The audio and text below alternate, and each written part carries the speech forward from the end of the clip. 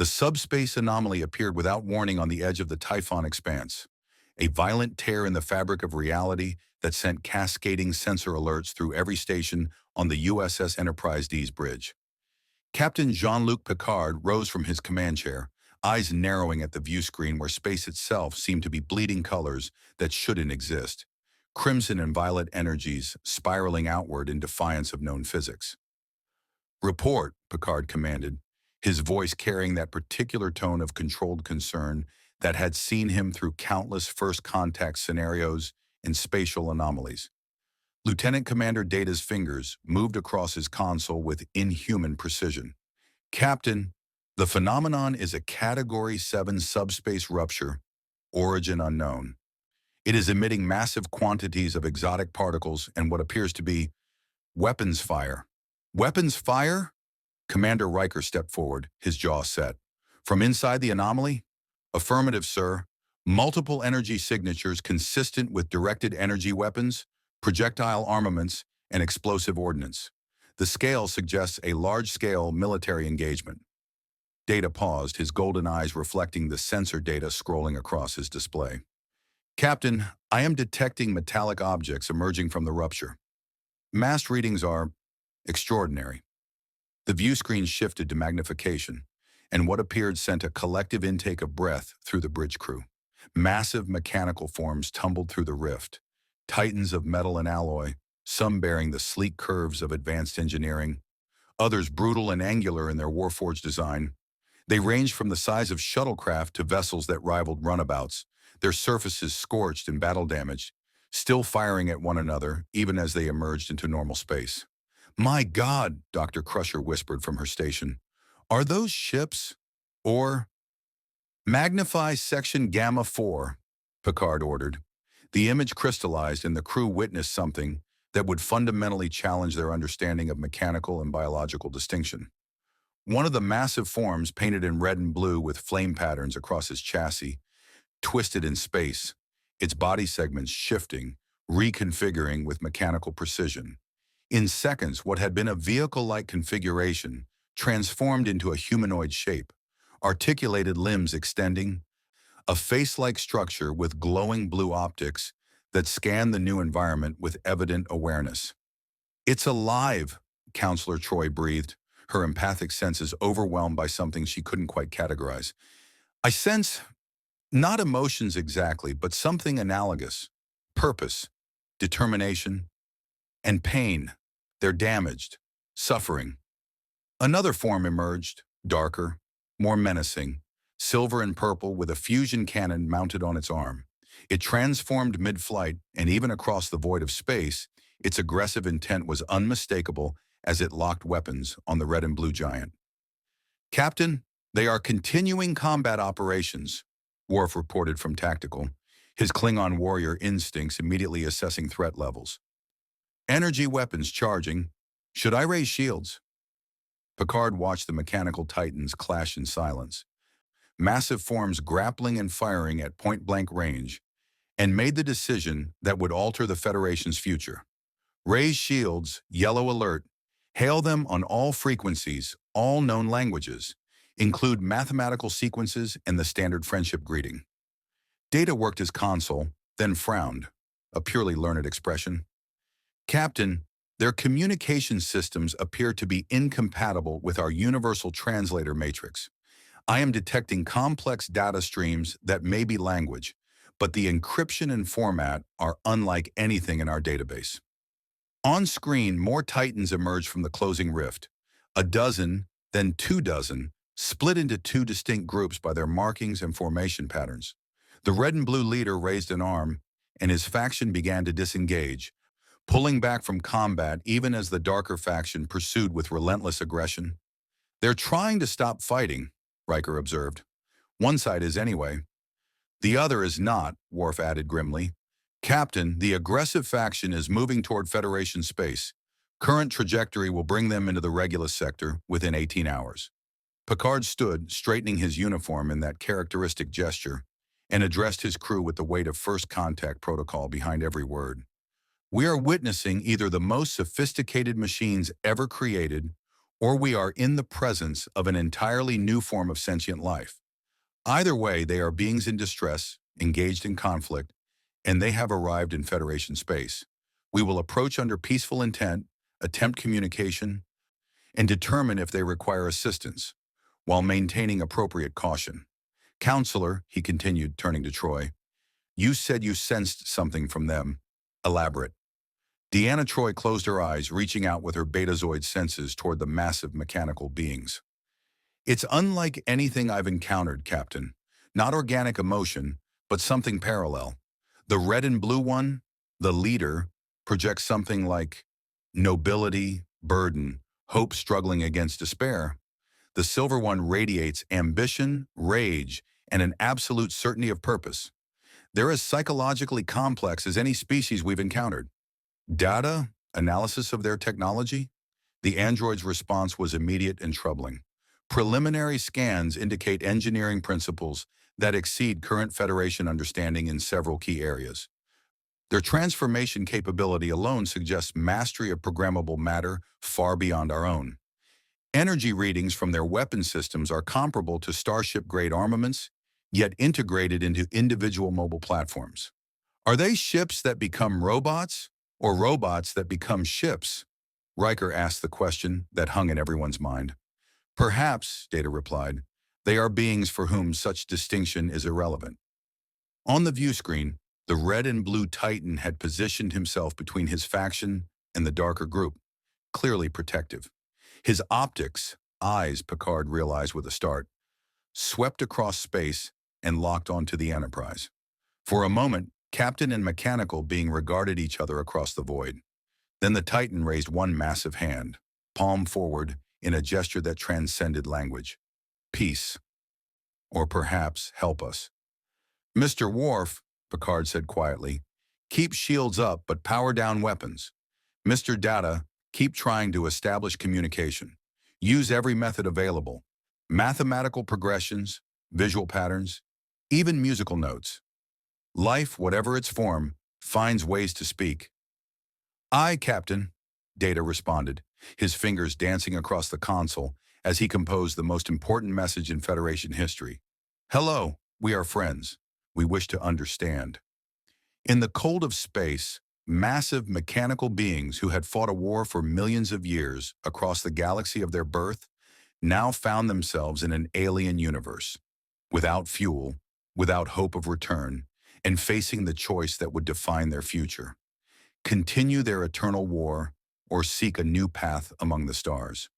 The red and blue Titan, Optimus Prime, though the Enterprise crew didn't yet know his designation, watched the strange vessel with its saucer-shaped primary hull and nacelles that hummed with exotic energy. His processors analyzed the gesture of powered-down weapons, the repeated attempts at communication, the defensive rather than aggressive posture. After 4 million years of war, he recognized an offer of peace when he saw one. Behind him, his Autobots awaited his command. Before him, the Decepticons circled like predators, and between them, a new variable. Beings who might be allies, enemies, or something his Cybertronian worldview couldn't yet comprehend. He opened a communication channel on every frequency his systems could generate, knowing they likely couldn't understand, but needing to try. This is Optimus Prime of Cybertron, speaking for the Autobots. We mean you no harm. We seek only Energon and safe harbor. Please, if you can understand any of this, we need help. On the Enterprise, Data's console erupted with data streams, complex beyond measure, but undeniably intentional. Language, communication, life. Captain, Data said, his voice carrying a note that in a human would have been wonder, they are speaking to us. If you want to see more characters enter different universes, hit that subscribe button and drop the name of a character and the universe you'd want to see them in down in the comments below. The final frontier awaits infinite possibilities. The universal translator hummed with processing power. It had never been required to expend, cycling through linguistic matrices and mathematical constructs as it attempted to decode the complex data streams emanating from the mechanical beings. Data worked in concert with the ship's computer, his positronic brain identifying patterns at speeds no organic mind could match, while Lieutenant Worf maintained a tactical lock on the more aggressive faction, just in case first contact turned hostile. I have established a preliminary translation matrix, Data announced after 17 minutes of intense analysis. The language is fundamentally mathematical in structure, with semantic layers built upon quantum state fluctuations and electromagnetic variance. It is elegant, Captain, and ancient. Can they understand us? Picard asked, watching the Titans maintain their tense standoff on the view screen. Testing now. Sir, Data transmitted a simple message. We receive your transmission. We wish to communicate peacefully. The response was immediate. The red and blue giant's optics brightened, and when his voice finally came through the Enterprise's speakers, filtered through the translator's best approximation, it carried a weight of leadership and millennia of burden that made even Worf straighten unconsciously. People of the vessel Enterprise, the mechanical being said, his words now comprehensible if slightly stilted by translation artifacts. I am Optimus Prime, leader of the Autobots. We are refugees from a war that has consumed our world. The subspace rupture brought us to your space against our will. We require energon, our life-sustaining fuel, and we wish only to exist in peace. But I must warn you, those who oppose us will not share this desire. Before Picard could respond, another voice cut through the channel, colder, dripping with contempt and ambition. How touching, Prime, begging aliens for scraps while your precious Autobots starve. The silver and purple Titan's fusion cannon hummed with gathering energy. I am Megatron, and I bow to no one. Your vessel will provide us with the resources we require, one way or another. Megatron, stand down, Optimus Prime commanded, moving to intercept his ancient enemy. These beings have offered peaceful contact. We will not repay that with violence. You will not, Megatron sneered, but I did not survive 4 million years of war to be constrained by your outdated sense of honor, Prime. Decepticons. Mr. Worf, maximum shields, Picard ordered crisply. Data, open a channel to both parties.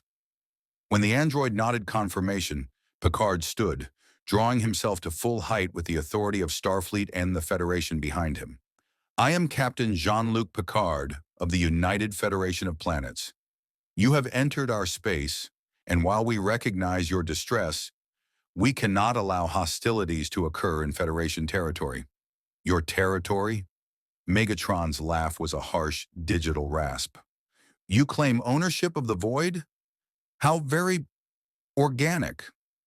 We claim responsibility for the safety of those who dwell here, Picard replied evenly. You speak of resources. Very well. If you are truly sentient beings, and preliminary evidence suggests you are, then you fall under the protection and protocols of the Federation. But this also means you are subject to Federation law. Acts of aggression will be met with appropriate response. Counselor Troi leaned close to Picard, her voice low.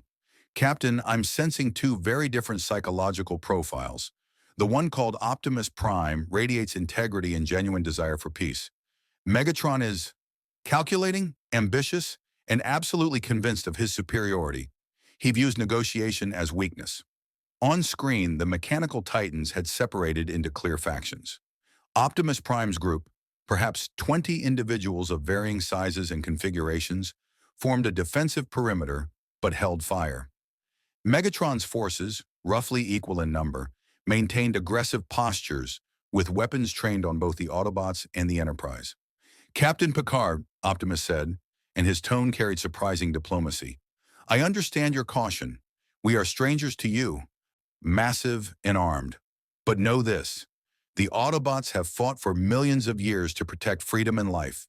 We did not choose this war. It was brought to us by those who sought to conquer Cybertron and impose tyranny. That we now find ourselves in your reality is tragic, but perhaps it is also opportunity, a chance to end this conflict far from the ruins of our homeworld. Opportunity for you to surrender, you mean? Megatron interjected. Without Energon, Prime, your Autobots will enter stasis lock within planetary rotations. My Decepticons are more efficient, more willing to do what is necessary to survive. Join me now, and I will show mercy. Oppose me, and I will take what I need from your corpses and from these organics who dare lecture their superiors. Riker moved beside Picard, his voice controlled but urgent. Captain, we're in a difficult position here. If we provide resources to one faction, we're taking sides in their civil war. The Prime Directive does not apply, Picard finished, because they came to us, and they are now in Federation space. This is first contact number one, with complications. He turned to Data. Commander, how would you classify these beings? Machine or organic? Artificial intelligence or natural evolution? Data's golden eyes studied the sensor readings with intense focus. Captain, they are both and neither. Their consciousness appears to reside in what Optimus Prime referred to as a spark, an energy matrix that contains their memories, personality, and sentience. This spark animates a mechanical body, but the spark itself defies our understanding of both computer programming and organic neural patterns. They are not artificial intelligences created by organic beings. They are a naturally evolved form of mechanical life. Naturally evolved? Dr. Crusher had joined the bridge, fascinated by the medical, or perhaps mechanical, implications. Are you saying they're alive in the biological sense? I am saying, Data replied carefully, that the distinction may not be relevant. They think, feel, make choices, form societies, and possess individual identity. By any meaningful definition, they are alive. I find them kindred in a way, and profoundly different from myself. Picard absorbed this, then made his decision. Open a channel to both leaders. Visual. When his image appeared on their screens, he addressed them with the full weight of Starfleet diplomacy. Optimus Prime, Megatron. The Federation is founded on principles of self-determination, peaceful cooperation, and the rights of all sentient beings. We will not stand idly by while conflict erupts in our space, nor will we allow threats against Federation citizens or vessels. He paused, letting that sink in before continuing. However, we recognize that you are far from home, in need of resources critical to your survival, and that your war, whatever its origins, has followed you here through no choice of your own.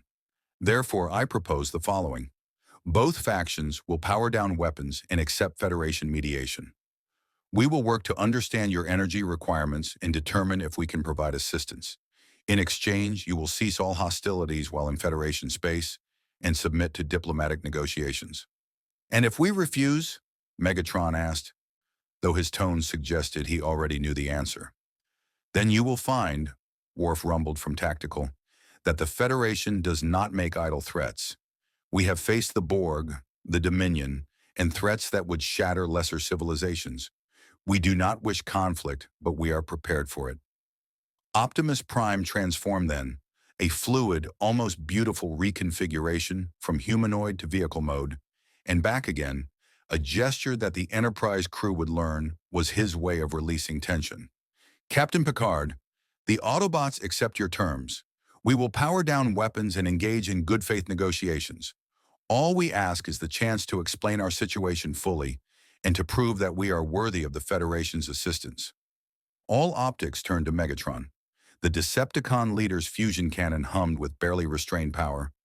His calculations evident even to organic eyes.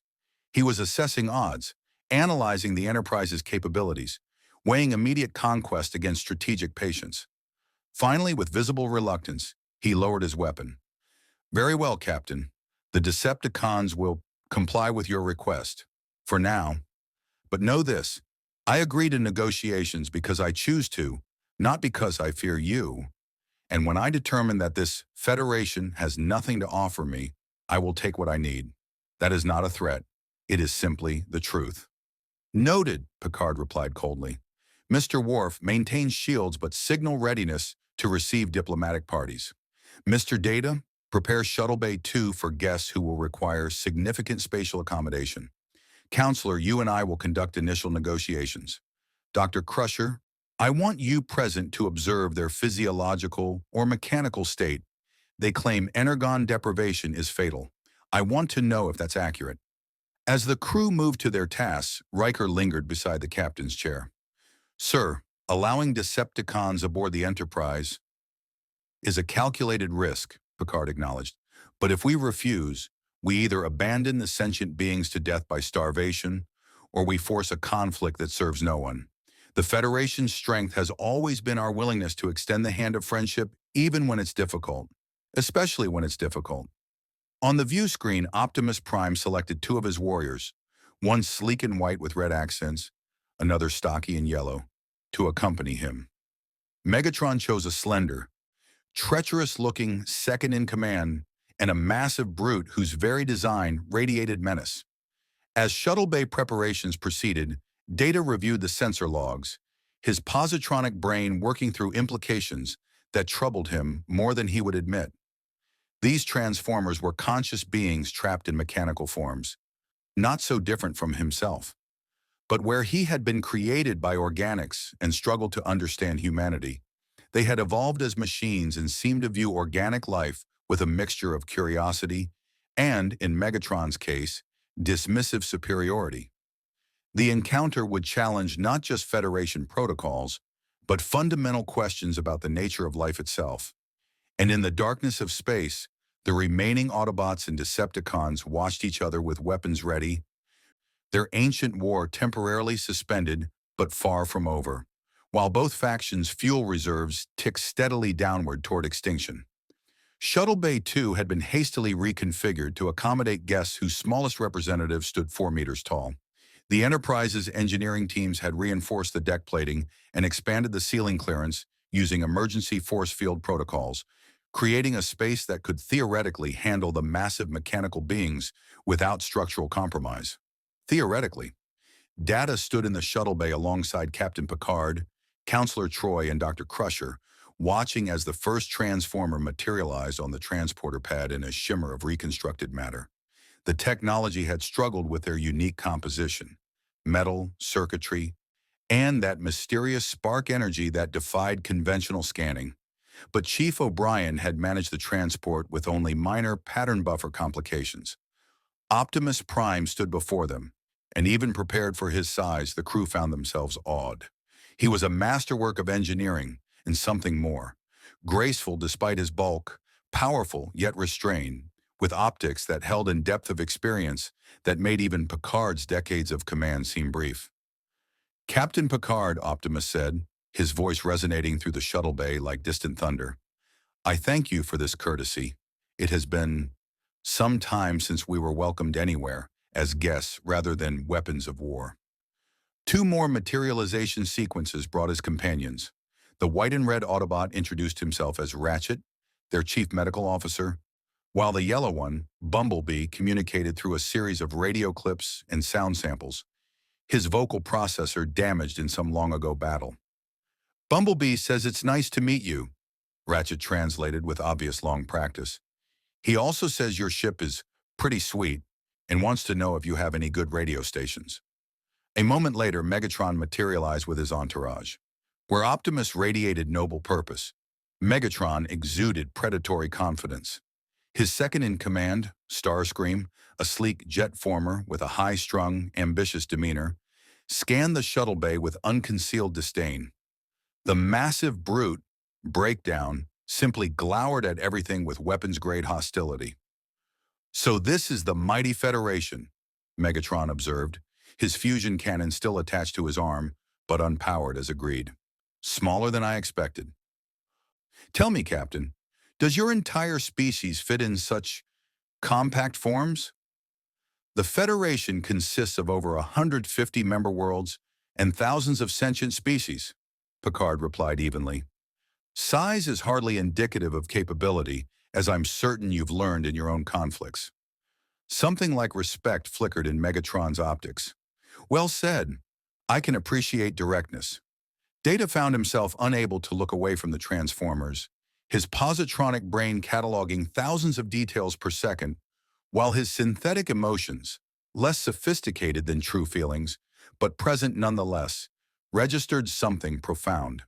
These beings moved with purpose and personality. Optimus Prime's stance was protective, weight slightly forward, ready to shield others. Ratchet's hands bore microscopic scoring consistent with delicate repair work. Bumblebee shifted his weight in patterns suggesting youthful energy despite his obvious age. And then there was Megatron, whose every micro-movement spoke of combat calculations and dominance assessment. If I may, Data interjected, his curiosity overcoming protocol, I would very much like to understand your nature. You are mechanical in composition, yet you describe yourselves as alive. How do you define your existence? Optimus Prime turned his full attention to the android, and Data felt the weight of that ancient gaze. You are the one called Data.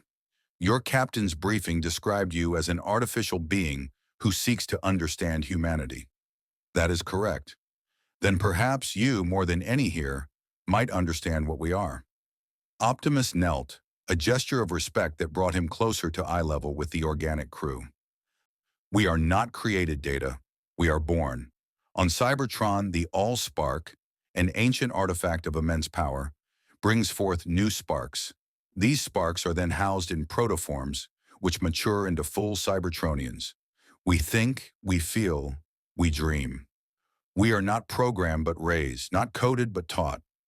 We are mechanical life, evolved over millions of years on a world of living metal. Fascinating, Data breathed. And this spark, it contains your consciousness? Our essence, Ratchet explained, his medical expertise evident. Memories, personality, what you might call a soul if you believed in such things. Destroy our bodies and given time and resources, we can be rebuilt. But destroy the spark and the Cybertronian dies permanently. Dr. Crusher stepped forward, her medical tricorder active. May I scan you? I promise it's non-invasive. I'm trying to understand your energy requirements. This energon you mentioned. Optimus nodded permission, and Crusher ran her scans while consulting with Ratchet. The Autobot medic proved surprisingly cooperative, explaining that energon was a crystalline fuel source native to Cybertron, converted from raw materials through specific processing. Without it, transformers would gradually power down, their sparks flickering out like dying stars. How long do you have? Crusher asked quietly. At current consumption rates with rationing, Ratchet calculated, 4 solar cycles, perhaps 5. Then we begin losing the weakest among us to stasis lock. If we cannot revive them within a certain period, he didn't need to finish. 4 days, Picard said grimly. That provides very little time to find a solution, which is why negotiation is inefficient, Megatron interjected. Captain, your Federation values life, yes? Then value it practically. You have energy sources, this dilithium, this antimatter I detect in your scans. Give us access to your power generation, and we can adapt. We have survived far worse than displacement to an alien reality. And in exchange? Picard asked, though he knew the answer wouldn't satisfy him. We leave your space and trouble you no more. The Decepticons will find a world to claim, and you organics can continue your quaint exploration of the cosmos unhindered. You mean conquer, Optimus Prime said flatly. Captain, do not be deceived. Megatron will take your technology, study your weaknesses, and return when he judges himself ready to subjugate the Federation. It is his nature, as unchanging as the stars. While you would have them waste resources playing nursemaid to broken, useless Autobots, Megatron shot back. Tell them, Prime. Tell them how many of your followers are damaged beyond your ability to repair. How many drain precious energon simply to maintain minimal function? At least the Decepticons are strong, efficient, worth the investment of their resources. Counselor Troy's empathic senses were working overtime. Captain, I'm reading. It's difficult to explain. Optimus Prime genuinely believes every word he's saying. Protection, peace, coexistence. Megatron believes his words too, but his emotional framework is so different. He sees strength as virtue, weakness as sin. He's not lying when he claims the Decepticons are superior. To him, it's objective truth. Data found himself drawn into conversation with Optimus Prime, while the others debated political solutions. You said you were not programmed, yet your transformation ability, the precise reconfiguration of your physical structure, surely requires something analogous to programming? Our CNA, Optimus explained, cybernucleic acid. It's comparable to your DNA, but it governs our mechanical structure and capabilities. Some of us are born with flight capabilities, others with ground vehicle modes. Our CNA determines our basic configuration, but we have choice in how we express it, what we become. You choose your alternate form? Within the parameters of our CNA, yes. I chose to be a truck, a vehicle of transport and utility, rather than a weapon. It reflects who I wish to become. Optimus's optics dimmed slightly with memory. Before the war, I was Orion Pax, a data clerk. Not a warrior, not a leader, just someone who believed in truth and freedom. What changed you? Megatron. The name carried millennia of pain. He was a gladiator, a miner, someone who spoke eloquently about ending Cybertron's caste system. I believed in his cause. I called him friend. Optimus looked directly at Data. But he didn't want equality. He wanted to replace the old hierarchy with a new one, with himself at its apex. When I opposed him, when the High Council chose me instead of him to bear the matrix of leadership, his ideology twisted into something dark, and our world burned. Data processed this, comparing it to Earth's history of revolution and counter-revolution. You carry guilt for opposing him. I carry guilt for not seeing what he would become, for believing that someone so brilliant, so passionate, could be redeemed through reason and patience. Optimus's voice held ancient sorrow.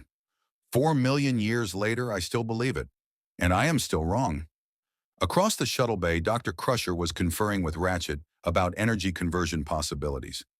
Theoretically, if we could modify your energy intake systems to process antimatter or even refine dilithium, you could sustain yourselves using Federation technology. But the conversion process would be delicate. One mistake and we explode, taking half your ship with us, Ratchet finished bluntly. Believe me, Doctor, I'm aware. But it's not as if we have better options. We've adapted before. When energon was scarce on Cybertron, we learned to process other materials. It was never as efficient, but we survived. Bumblebee chirped a series of radio samples that Ratchet translated with a weary smile. He says your medical bay is impressive and asks if you've got any good oil. Apparently he's a connoisseur. The moment of levity broke tension, and even Crusher smiled. But it was Megatron who brought reality crashing back. Enough pleasant conversation, the Decepticon leader declared. Captain Picard, I will make this simple. You have 4 options. 1.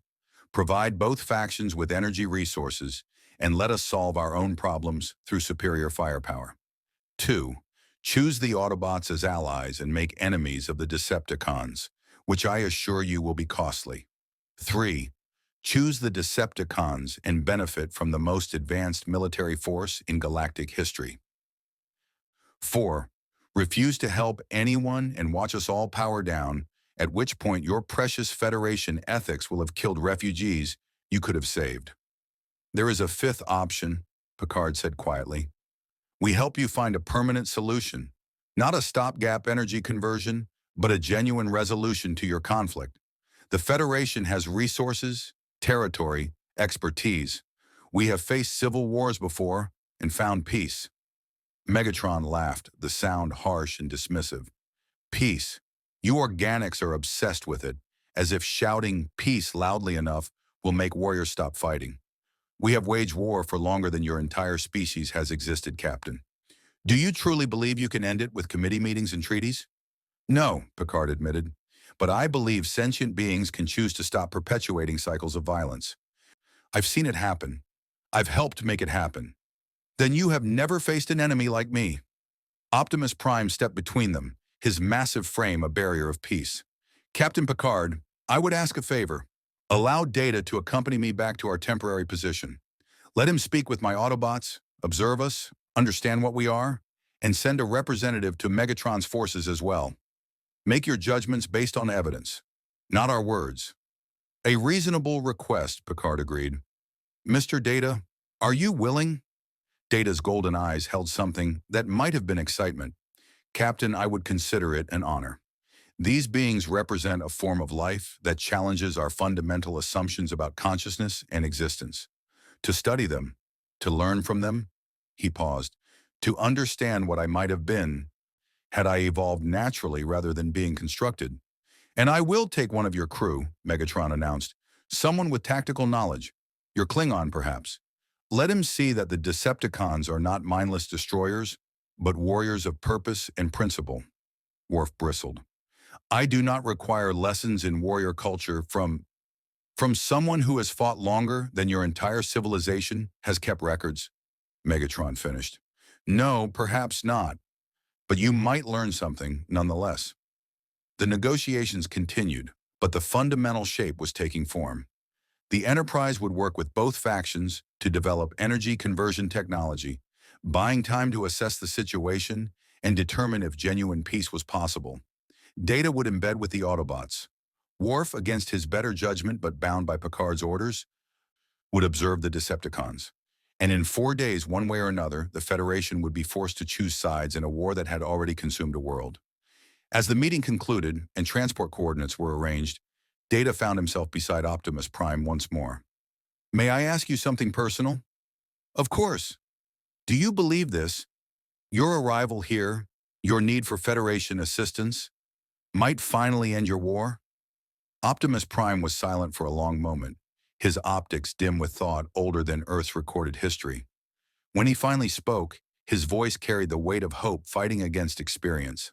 I have believed that before, Data, many times. New planets, new resources, new chances to change our fates. And each time, Megatron and I fall back into our old patterns. Because we are shaped by 4 million years of conflict. We are what the war made us. He looked down at the android with something like the kinship. But perhaps that is why your presence gives me hope. You were made, not born. Yet you seek to become more than your creation. If you can transcend your programming, perhaps Megatron and I can transcend our history. I hope so, Data said simply. As do I, my friend. As do I. Data materialized aboard what the Autobots had designated as their temporary command vessel, a hastily configured amalgamation of their largest members, transformed into a makeshift space station. The structure was both impressive and tragic. Massive Cybertronians had locked themselves into stationary configurations to provide shelter and life support for their smaller companions, sacrificing mobility for collective survival. It was, Data reflected, the most profound act of selflessness he had witnessed in his existence. Welcome aboard the Skybase, announced Jazz, a sleek silver Autobot with a distinctive visor and an inexplicable affinity for Earth cultural references, despite never having visited the planet. It ain't much, but it's home. Or what passes for home when your actual home is several billion light years and one-dimensional barrier away. The interior was illuminated by the soft glow of Energon reserves stretched desperately thin. Dim blue lighting that cast everything in an almost melancholic hue. Autobots of varying sizes and configurations moved through the corridors, many bearing obvious battle damage that had gone unrepaired for lack of resources. Yet despite their dire circumstances, Data observed something remarkable. They maintained order, assisted one another, and greeted the android visitor with curiosity rather than hostility. Your people are remarkably disciplined given the circumstances, Data observed. Jazz's visor brightened with what Data was learning to recognize as a smile equivalent. That's Prime's doing. He keeps us focused on what we're fighting for, not just what we're fighting against. Makes a difference when you've been at war since before your universe's sun finished forming. They passed through what served as a medical bay, where Ratchet was already back at work, carefully rationing Energon to the most critically damaged. A small yellow Autobot, barely 2 meters tall, lay on a repair berth, her systems flickering weakly. RC, Ratchet said softly, his usual gruffness replaced by gentle concern. I need you to hold on just a bit longer. The Enterprise crew is working on energy conversion. We'll have you back on your feet soon. The small Autobot's optics brightened briefly. Tell me Prime's plan worked, that we found allies. We did, Ratchet confirmed. Now rest. That's an order from your medic. Data approached the berth, his tricorder active. May I scan her? I am attempting to understand the relationship between your spark and your physical form. Ratchet nodded wearily. Knock yourself out. Just be careful. She's fragile right now. The scans revealed something extraordinary. RC's spark, visible through a transparent chamber in her chest, pulsed with energy that defied conventional physics. It existed partially in normal space-time and partially in some adjacent dimension, generating a field that animated and controlled her mechanical body. But the spark was dimming, its energy depleting as her systems drew on reserves that were nearly exhausted. "She is dying," Data said quietly. "Yeah," Ratchet confirmed, his voice tight with suppressed grief. "And she's not the only one. We've got 12 more in similar condition. Without Energon or a viable alternative within the next 72 hours, we'll lose them. They'll slip into permanent stasis lock, and even if we eventually get Energon, they'll be beyond revival." Data processed this, comparing it to organic death and finding uncomfortable parallels. "You feel loss as we do? Grief. We feel everything you do," Ratchet replied, meeting Data's golden gaze with his own blue optics. "We're just made of different materials. That's the only difference that matters, and even that barely matters at all." Jazz led Data deeper into the structure, to what served as Optimus Prime's command center. The Autobot leader stood before a holographic display showing the positions of both Autobot and Decepticon forces, his strategic mind never resting even in moments of supposed peace. "Data," Optimus acknowledged, "I hope Jazz has made you comfortable." "As comfortable as circumstances permit," Data replied. "I have been observing your crew. They are afraid, yet maintain discipline and mutual support. It is admirable." "It is necessary," Optimus corrected gently. "Fear is not weakness, Data. It is information. My Autobots are right to fear. We face extinction. But we choose to face it together, with dignity and purpose. That choice defines us more than our fear ever could." A tactical alert chimed, and the holographic display shifted to show Decepticon forces repositioning. They were moving away from the standoff configuration, spreading out into what Optimus's tactical subroutines immediately recognized as a reconnaissance pattern. "He is not waiting for the Federation's answer," Optimus said grimly. "Megatron is already searching for resources to exploit. Should we alert Captain Picard?" "Not yet. Megatron is testing boundaries, seeing how far he can push before the Enterprise responds. It's what he does. Probe for weakness. Exploit any hesitation." Optimus's hand clenched into a fist. "I know his patterns as well as I know my own transformation sequences. We have been at this too long." Data tilted his head, a habit he'd adopted from observing humans express curiosity.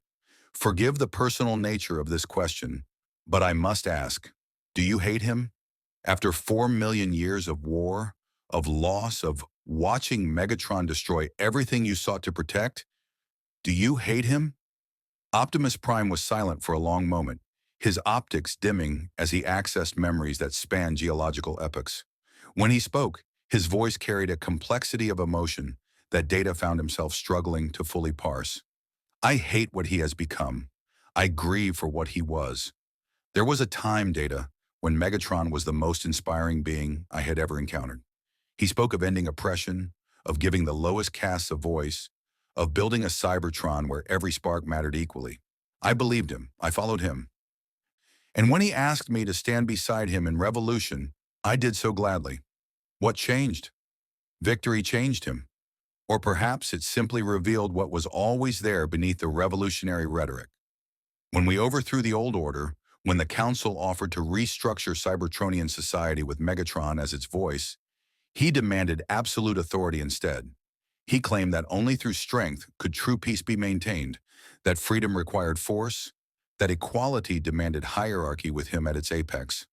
Optimus's voice hardened. I saw then that he had never wanted to free the oppressed. He wanted to become the oppressor. And when I opposed him, when the High Council chose me to bear the matrix of leadership instead of crowning him ruler, his ideology calcified into something unrecognizable. The matrix of leadership, Data repeated. I have seen references to it in your language patterns. What is it? Optimus touched his chest, where a chamber deeper than the spark housing existed. The collective wisdom of every Autobot leader who came before me. It is difficult to explain to someone who has not experienced it. Imagine carrying the memories, the experiences, The very essence of dozens of leaders, all guiding you, all watching through your optics. It grants wisdom, but also burden. Every decision I make is judged not just by those who follow me now, but by those who led before me. And Megatron wanted this burden? Megatron wanted the authority it represented, the right to command without question, to shape Cybertron according to his vision. He did not understand that the Matrix does not grant power, it grants responsibility, and that is why it rejected him. A commotion at the entrance drew their attention. Ironhide, a gruff weapons specialist, was escorting someone into the command center. A Decepticon, hands raised in surrender, painted in purple and white with visible damage across his chassis. "Found this one trying to sneak aboard, Prime," Ironhide growled. "Says he's defecting. I say he's a spy." The Decepticon, Skywarp, according to his identifying markers, looked terrified, his optics darting between the Autobots as if expecting summary execution. "Please, I don't want to fight anymore. Megatron, he's planning something. Something that will kill us all. Autobot and Decepticon alike. I can't be part of it." "I won't." Optimus studied the defector with ancient eyes that had seen thousands of similar claims. Some genuine, most not. "Speak, Skywarp. What is Megatron planning?" "He's going to raid the Enterprise," Skywarp said rapidly. "Not now, not during negotiations. He's waiting for the Federation to develop the energy conversion technology.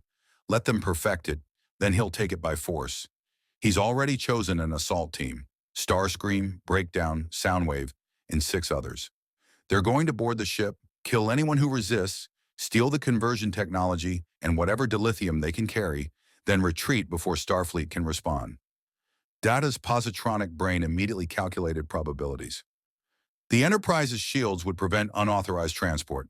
"Shields don't mean much when you can fly into the shuttle bay during a supply run," Skywarp replied. "Megatron's patient. He'll wait for the perfect moment. He always does." Ironhide growled, his weapons charging slightly.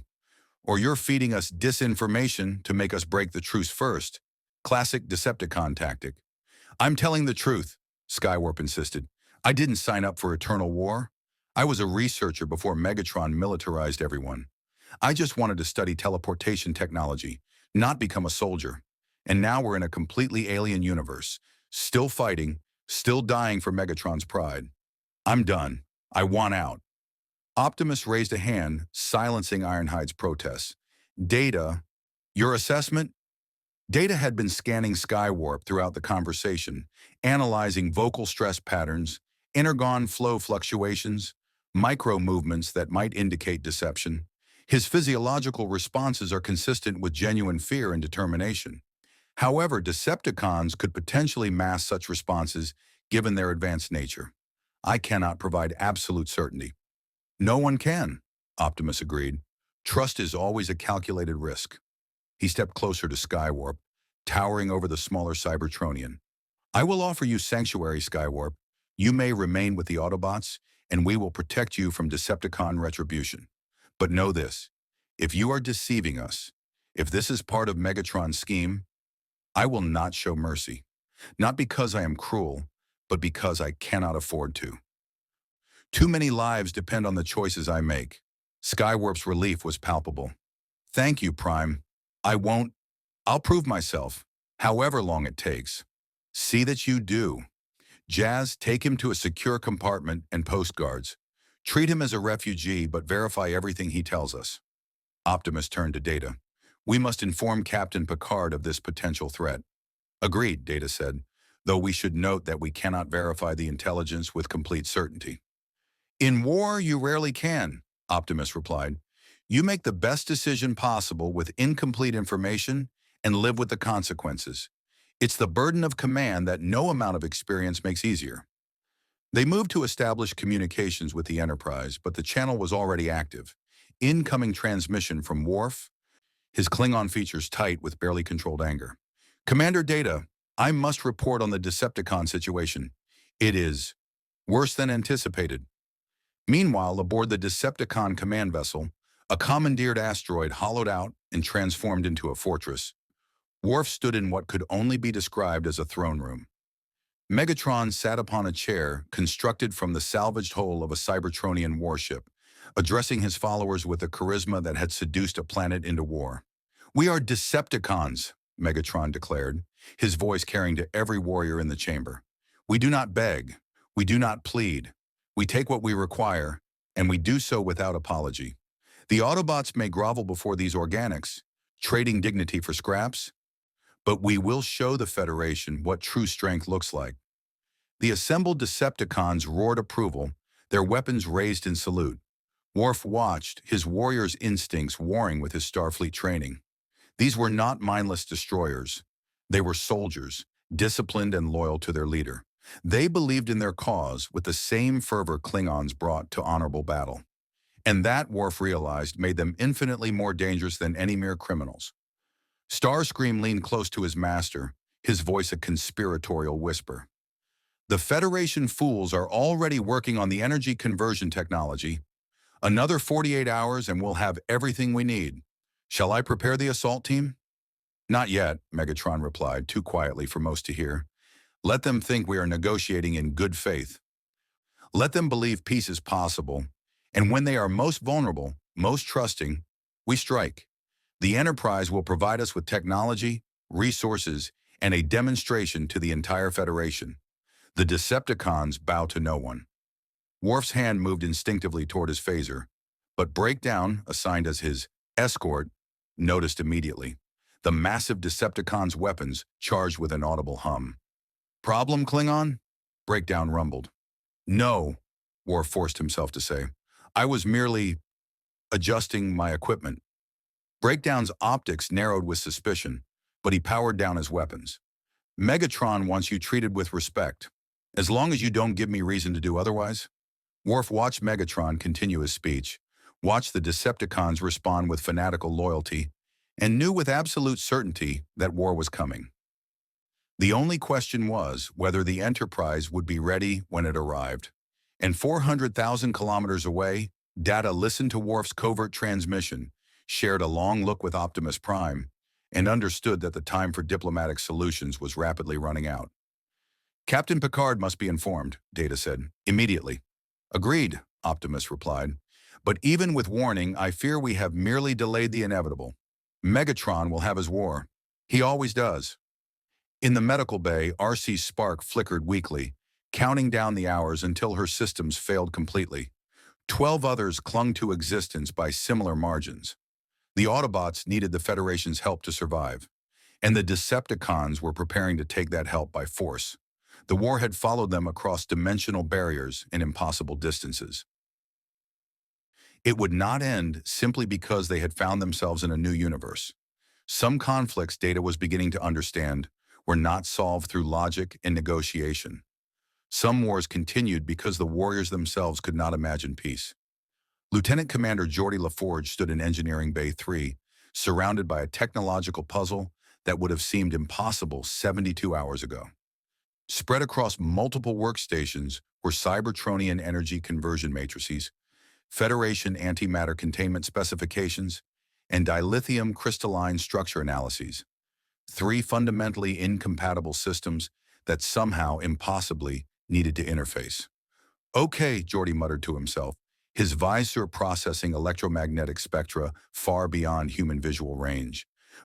"So Cybertronian physiology processes energon through a quantum catalytic conversion that exists partially outside normal spacetime. Our antimatter reactions are strictly 4-dimensional. This should be impossible, and yet..." "And yet you will make it possible," Ratchet finished, the Autobot medic having been granted limited access to the Enterprise to assist with the technical specifications. "Because if you don't, 12 of my patients die within 60 hours. No pressure." Geordi looked up at the massive mechanical being crammed somewhat awkwardly into the engineering bay. "You know, for a doctor, you've got a terrible bedside manner." "I'm a surgeon, not a therapist," Ratchet replied, but there was warmth beneath the gruffness. "And I've been practicing medicine for 3 million years. You learn to be direct about mortality when you've watched as many sparks extinguish as I have." The two had developed an unexpected rapport over the past day. Geordi's engineering brilliance complemented Ratchet's intimate knowledge of Cybertronian physiology, and both shared the particular exhaustion that came from being the ones everyone turned to when solutions seemed impossible. "Show me again how the Energon interfaces with the spark," Geordi requested, pulling up holographic displays. "There's something in the quantum signature I'm not quite grasping." Ratchet manipulated the hologram with surprising delicacy for hands that could crush tritanium. The spark exists in what we call the well of all sparks, a dimension adjacent to normal space. Energon resonates with that dimensional frequency, providing energy that feeds both the spark and the mechanical bodies simultaneously.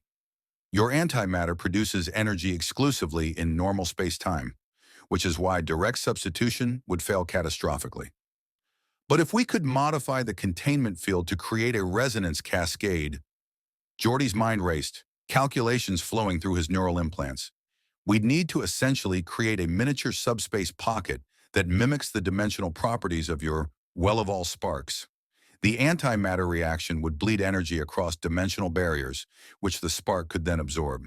In theory, Ratchet agreed cautiously, but the tolerance margins would be incredibly tight.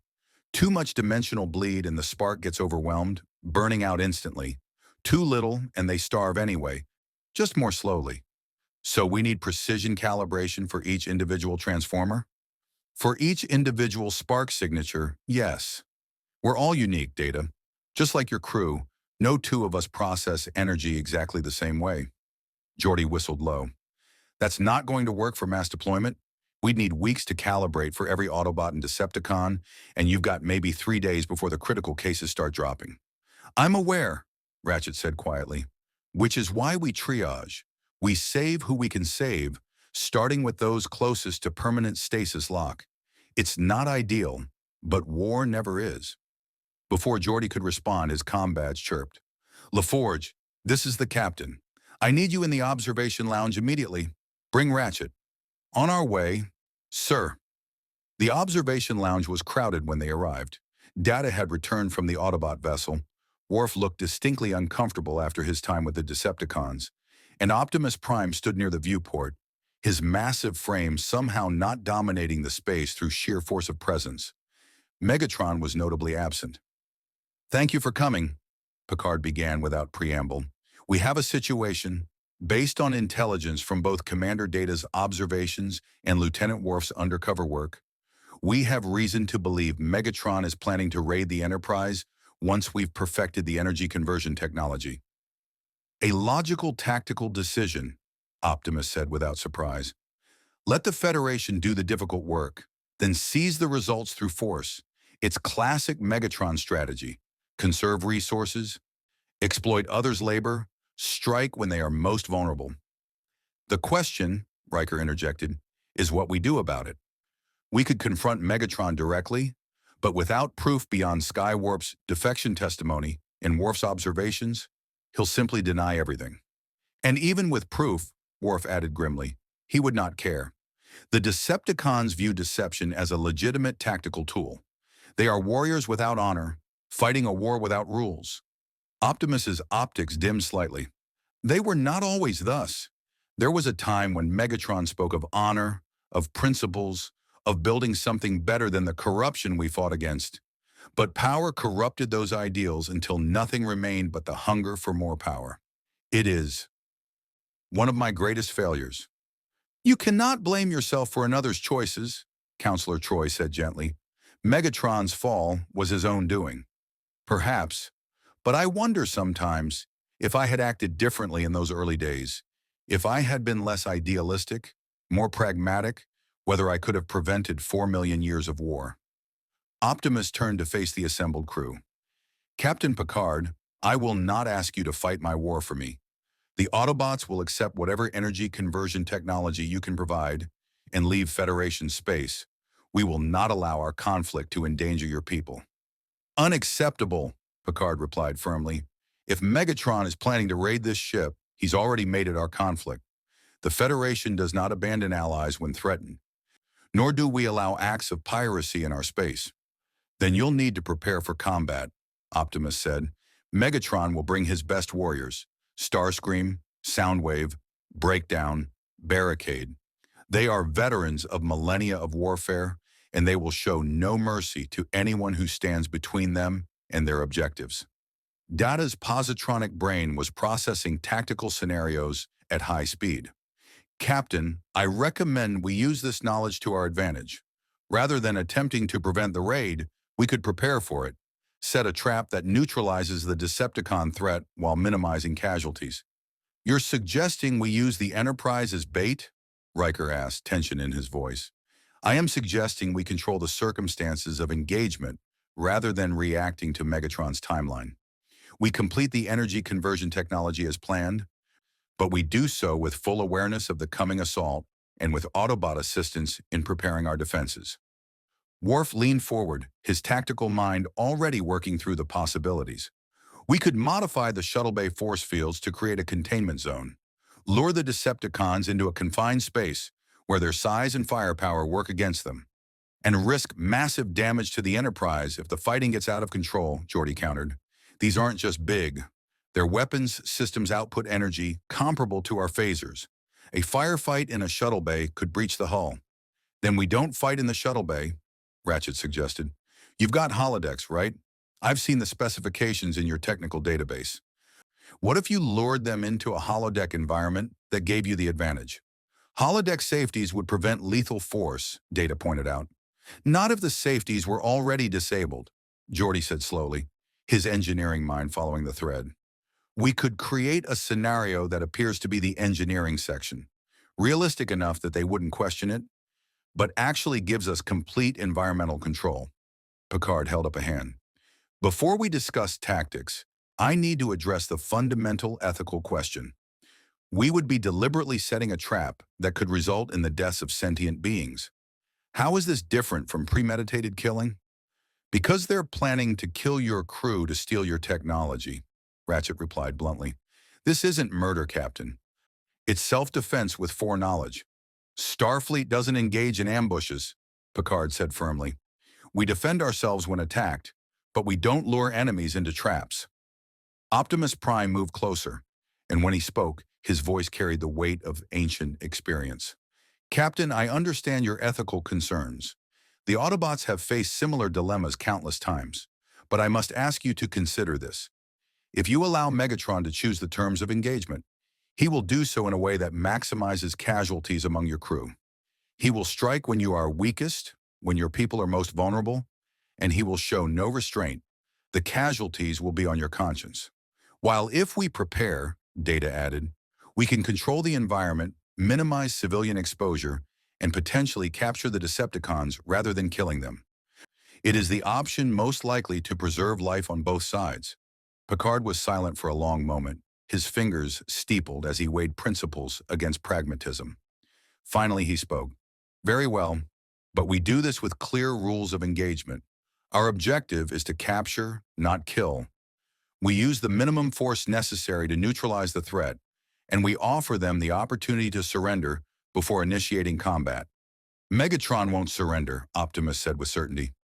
Then that will be his choice, not ours, Picard replied. Mr. LaForge, work with Ratchet to complete the energy conversion technology, but build in a failsafe that requires Federation authorization to activate. Mr. Worf, coordinate with Autobot security to design our defensive strategy.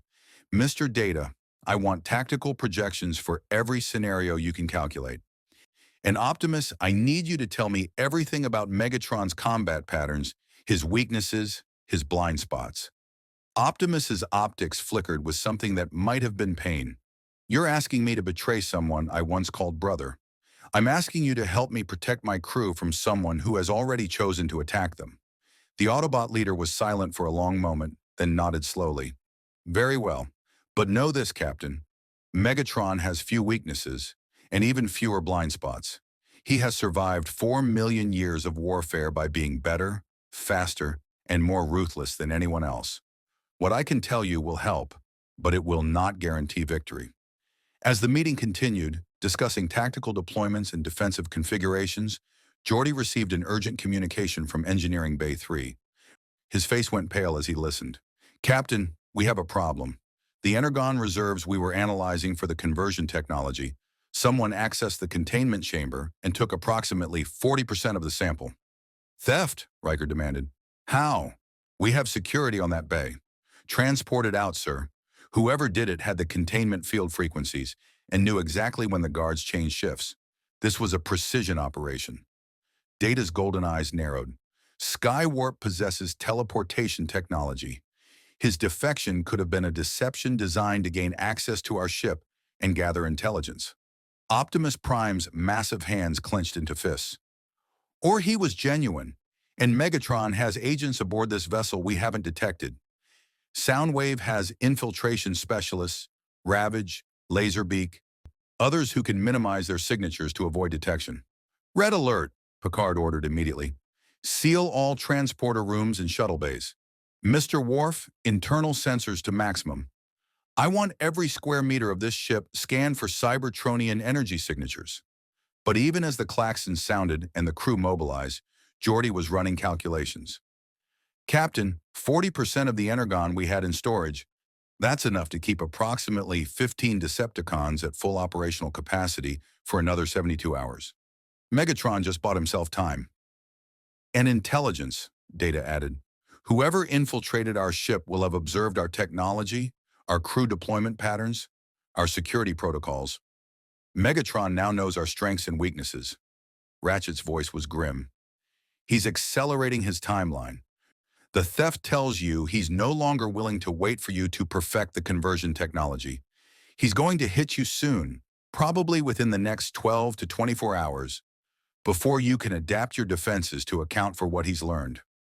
Optimus Prime straightened to his full height, and in that moment, everyone in the observation lounge saw not a refugee seeking help, but a warrior leader who had commanded armies for longer than human civilization had existed. Captain Picard, the time for negotiation is over. Megatron has made his choice. We must make ours. I propose a formal alliance between the Autobots and the United Federation of Planets for the express purpose of defending this vessel and neutralizing the Decepticon threat. We will place ourselves under your command, follow your rules of engagement, and assist in any capacity you require. And in exchange, Picard asked, in exchange, you help us save those Autobots on the edge of stasis lock. You provide us with enough converted energy to survive until we can establish our own production. And perhaps, if we prove ourselves worthy, you consider allowing us to settle somewhere in Federation space, to finally, after 4 million years, have a home that isn't a battlefield. Picard extended his hand, a gesture that looked almost absurd given Optimus Prime's massive size, but the Autobot leader carefully, gently, took the captain's hand in his own, mindful of his strength.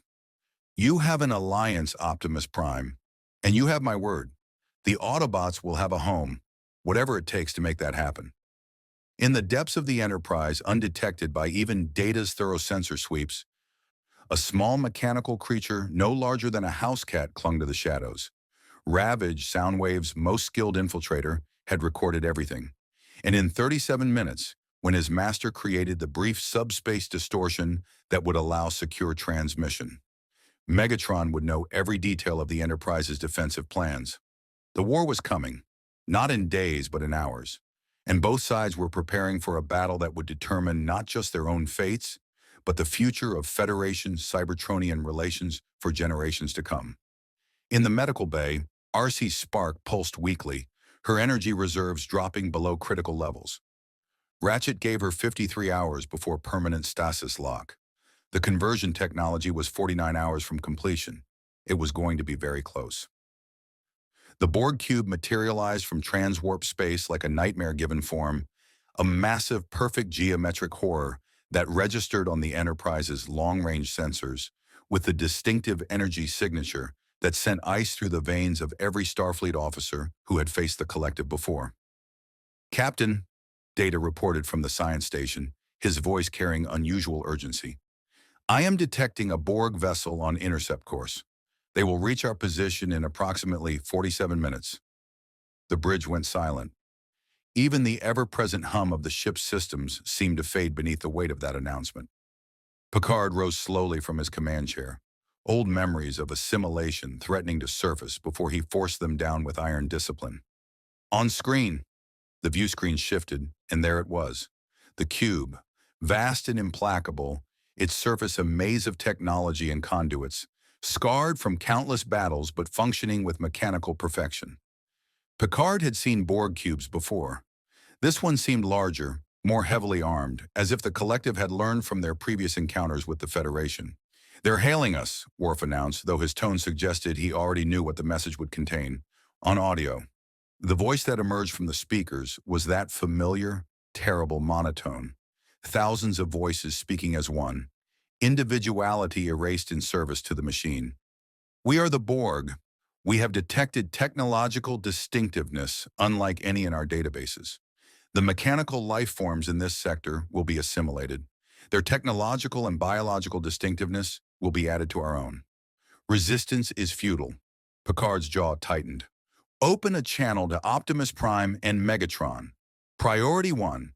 They need to know what's coming."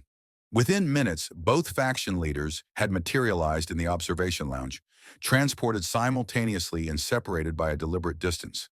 The tension between them was palpable, but both sets of optics immediately focused on the image of the Borg cube displayed on the monitor.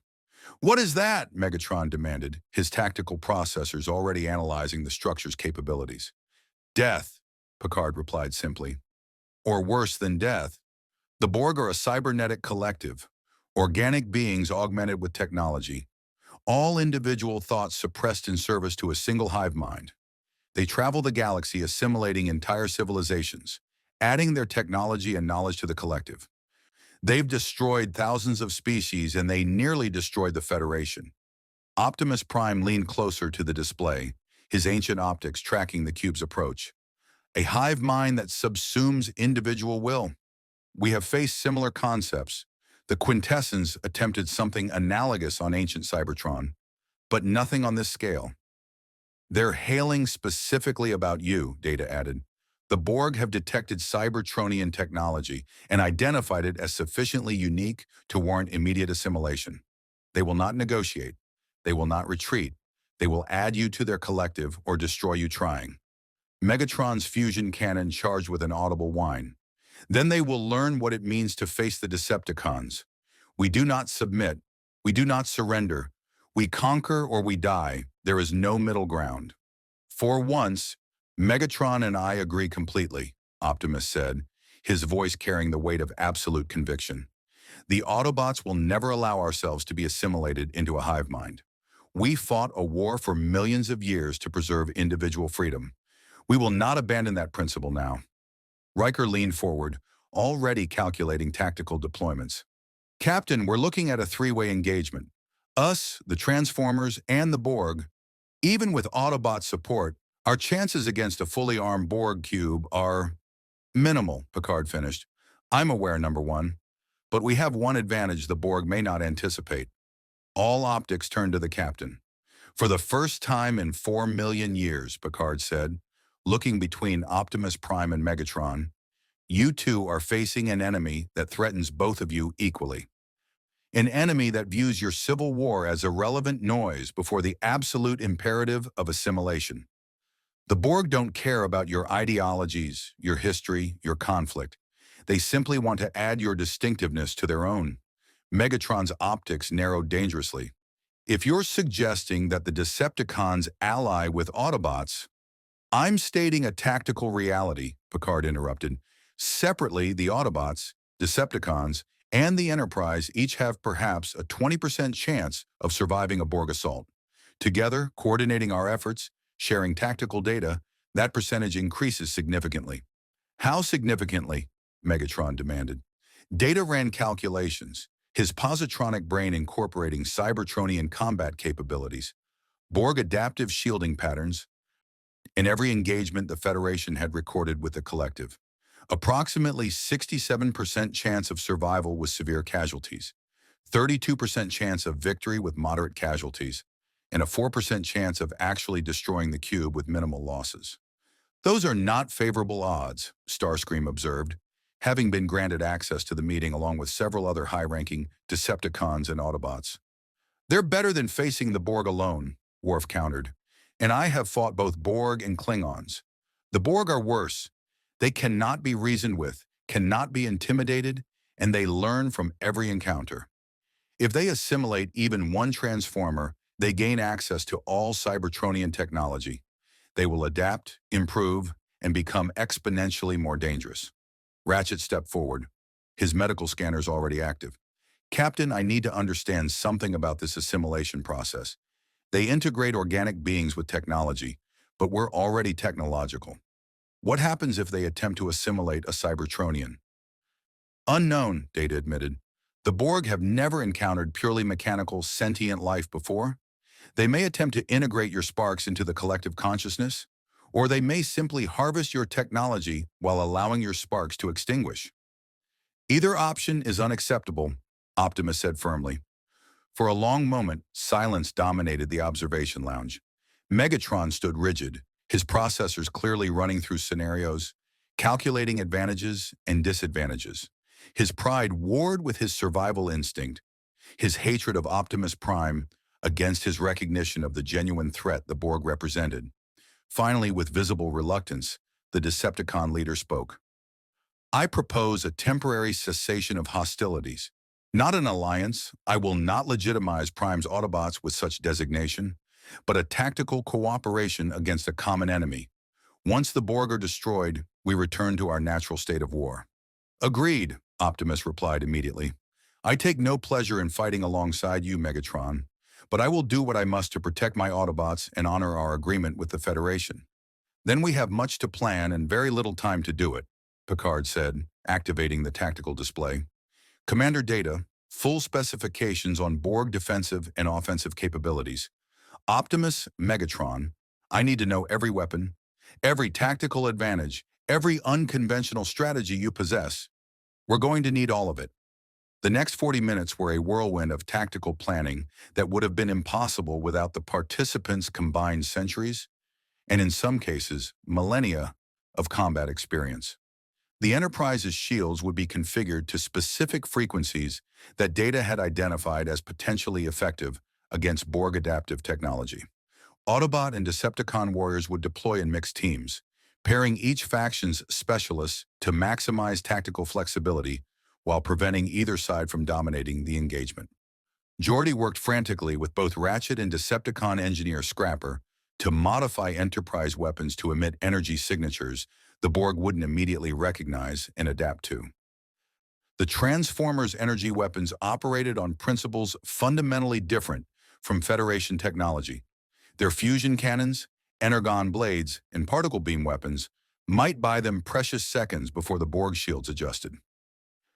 The key to fighting Borg, Picard explained to the assembled warriors, is that they adapt to everything. Hit them with phasers, and after 3 or 4 shots, their shields adjust and your weapons become useless. You need constant variation, unpredictability, weapons they can't categorize and defend against instantly. Then they face an interesting challenge, Megatron said with dark satisfaction. We've been fighting each other for 4 million years. We've had to constantly innovate, adapt our weapons and tactics to counter what our enemies learned yesterday. Unpredictability is our specialty. Optimus nodded reluctantly. He's right. Every Transformer customizes their armaments, develops unique fighting styles. No two of us fight exactly alike. The Borg will struggle to adapt to that level of individual variation. Then that's our strategy, Riker said, his tactical mind assembling the pieces. We hit them with everything.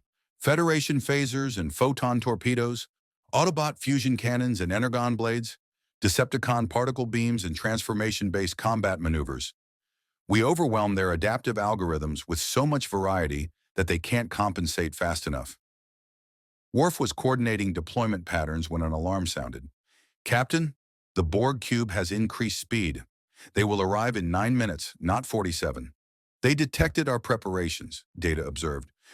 They are accelerating their assault before we can fully coordinate our defenses. Picard's voice cut through the rising tension with absolute authority. Battle stations, all hands to alert status. Optimus, Megatron, deploy your warriors according to the pattern we discussed. Mr. Worf, ready all weapons. Mr. LaForge, maximum power to shields.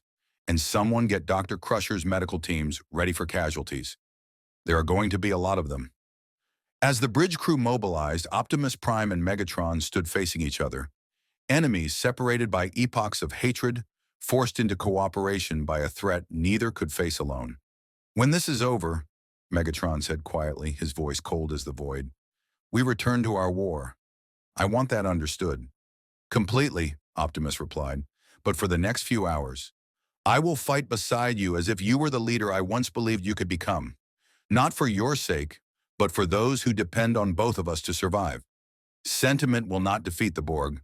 No, but unity might." They separated then, each returning to their forces to prepare for battle.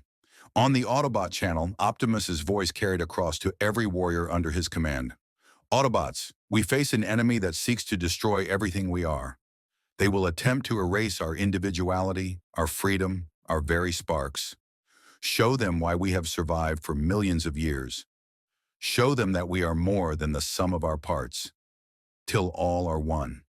"Till all are one," the Autobots responded, as one voice, yet each voice distinct, each spark individual, the very thing the Borg sought to eliminate. On the Decepticon channel, Megatron's address was simpler, more brutal, and no less effective. "Decepticons, we bow to no one. We submit to nothing. Let the Borg come. We will show them what true strength looks like. We will tear their cube apart piece by piece, and we will do it with the joy of warriors who know their superiority. For Cybertron, for conquest, for victory. For Megatron," the Decepticons roared back. And in between them, on the bridge of the USS Enterprise, Picard watched the Borg cube grow larger on the view screen and thought about the strange alliances war creates. The Federation fighting alongside warriors who had planned to raid their ship. Ancient enemies cooperating against a greater threat. Organic and mechanical life united against a force that blurred the distinction between the two. "Captain," Data reported, "the Borg cube is within weapons range. They are charging cutting beams." "All ships, all units," Picard commanded on the combined channel. "Engage the enemy. And remember, we're not just fighting for survival today. We're fighting to prove that individual will, individual choice, individual freedom are worth more than any collective, no matter how powerful. Make them understand that." The Borg cube opened fire, brilliant green beams of destructive energy lancing out toward the Enterprise. And as the shields flared under the assault, as Autobot and Decepticon warriors launched themselves into space to engage drones directly, as photon torpedoes and fusion cannons and particle beams created a light show of desperate violence, a thought occurred to Picard. The Borg had assimilated thousands of species, but they had never faced anything like this. A temporary alliance of Federation diplomacy, Autobot honor, and Decepticon ruthlessness, all united by the simple, fundamental refusal to surrender their individuality to the machine. Perhaps, just perhaps, the Borg were about to learn what it meant to face enemies who valued freedom more than they feared death. "Fire," Picard ordered, and the battle for survival began. The space around the Enterprise transformed into a maelstrom of weapons fire and debris. Photon torpedoes streaked toward the Borg cube, their antimatter warheads detonating against adaptive shields that flickered and adjusted with each impact. The cube's cutting beams carved through the void, forcing the Enterprise into evasive maneuvers that pushed the inertial dampeners to their limits. But it was the Transformers that made this battle unlike anything the Borg had encountered in their millennia of assimilating civilizations. Optimus Prime led the Autobot vanguard, his ion blaster firing in precise bursts that punched through sections of the cube's hull the Borg shields hadn't yet adapted to protect. Beside him, Ironhide unleashed a devastating barrage from his liquid nitrogen cannon, flash freezing entire sections of the cube's surface, before Jazz followed up with concentrated plasma fire that shattered the frozen metal. "Autobots, concentrate fire on grid section Gamma 7, Optimus commanded. "Their shield adaptation is 0.2 seconds slower in that quadrant." From the opposite vector, Decepticons struck with brutal efficiency. Megatron's fusion cannon tore massive chunks from the cube's superstructure, while Starscream and his aerial team, Skywarp and Thundercracker, strafed the surface at speeds that made them nearly impossible to target. The Borg's tracking systems, designed for starship combat, struggled to acquire locks on individual fighter-sized targets that moved with the unpredictability of living beings rather than programmed flight paths. "Decepticons, target their regeneration nodes," Megatron ordered, his tactical processors identifying the cube's repair mechanisms. Prevent them from self-healing. On the Enterprise bridge, Data monitored the engagement with fascination that bordered on awe. Captain, the Borg adaptive algorithms are attempting to compensate for Cybertronian weapons, but the variance in energy signatures is exceeding their processing capacity. Each Transformer's weapons are sufficiently unique that the Borg shields are adapting to individuals rather than weapon types. It is remarkably effective. For now, Picard replied grimly, but the Borg learn. Keep rotating our phaser frequencies and coordinate with the Transformers to maintain maximum unpredictability. A proximity alarm blared. Captain, Worf shouted, Borg drones are transporting directly onto our hull. They're attempting to breach the ship. Through the view screen, the crew could see them. Humanoid figures in various states of cybernetic augmentation, their mechanical components grafted onto flesh in configurations that defied both biology and aesthetics. They moved with inhuman precision, cutting through the hull plating with integrated laser tools. Autobot boarding team, defensive positions around the hull breaches, Optimus commanded immediately. Do not allow them access to the interior. Bumblebee and a squad of smaller Autobots magnetically clamped to the Enterprise's hull, positioning themselves around the Borg entry points. When the first drone broke through, Bumblebee's plasma cannon vaporized it before it could fully materialize. But more came, dozens, then hundreds, the Borg throwing their drones at the defenders with mechanical indifference to casualties. There are too many, Bumblebee transmitted, his communication still limited to radio samples. We need backup. Decepticons, assist the Autobot hull defense, Megatron ordered, and for a moment his forces hesitated, ancient instincts warring with tactical necessity. Now, or would you prefer to explain to me how you allowed Borg drones to assimilate this vessel while you watched? Breakdown and a team of Decepticon heavies diverted from their assault on the cube, joining the desperate defense of the Enterprise's hull. The sight of Autobots and Decepticons fighting side by side would have been impossible to imagine even hours ago. But survival has a way of creating strange alliances. Inside the cube, something far more disturbing was occurring. The Borg Collective had analyzed the captured Cybertronian energy signatures and reached a decision. A voice emerged from the cube, the same terrible monotone, but with new content that sent ice through every processor and consciousness listening. Cybertronian life forms, your mechanical distinctiveness is optimal for assimilation. Your resistance to our nanoprobes is irrelevant. We will integrate your spark technology into the collective. You will become Borg. Ratchet's voice crackled across the Autobot channel, raw with horror. They can't assimilate sparks. The spark exists partially outside normal spacetime. Their nanoprobes can't. His certainty died as the sensors detected something emerging from the cube. It was a Borg drone, but modified. Its body wasn't organic tissue and cybernetic implants. It was purely mechanical, constructed from assimilated technology, but animated by something that made every Transformer's energy field resonate with instinctive revulsion. By the Allspark, Optimus breathed, they've harvested a spark. The mechanical Borg drone moved with a jerky, wrong motion. A Cybertronian body animated by a spark that had been stripped of individuality, subsumed into the collective consciousness. Its optics were that characteristic Borg green, and when it spoke, the voice that emerged was a Transformer's vocal processor, filtered through the collective's monotone. We are Borg. Resistance is futile. Your technological distinctiveness will be added to our own. Which one of us was that? Jazz demanded, his usual casual demeanor shattered by genuine horror. Who did they take? Sensor signatures match Cliffjumper, Data reported quietly from the Enterprise. A small Autobot scout who was operating independently on the cube's far side.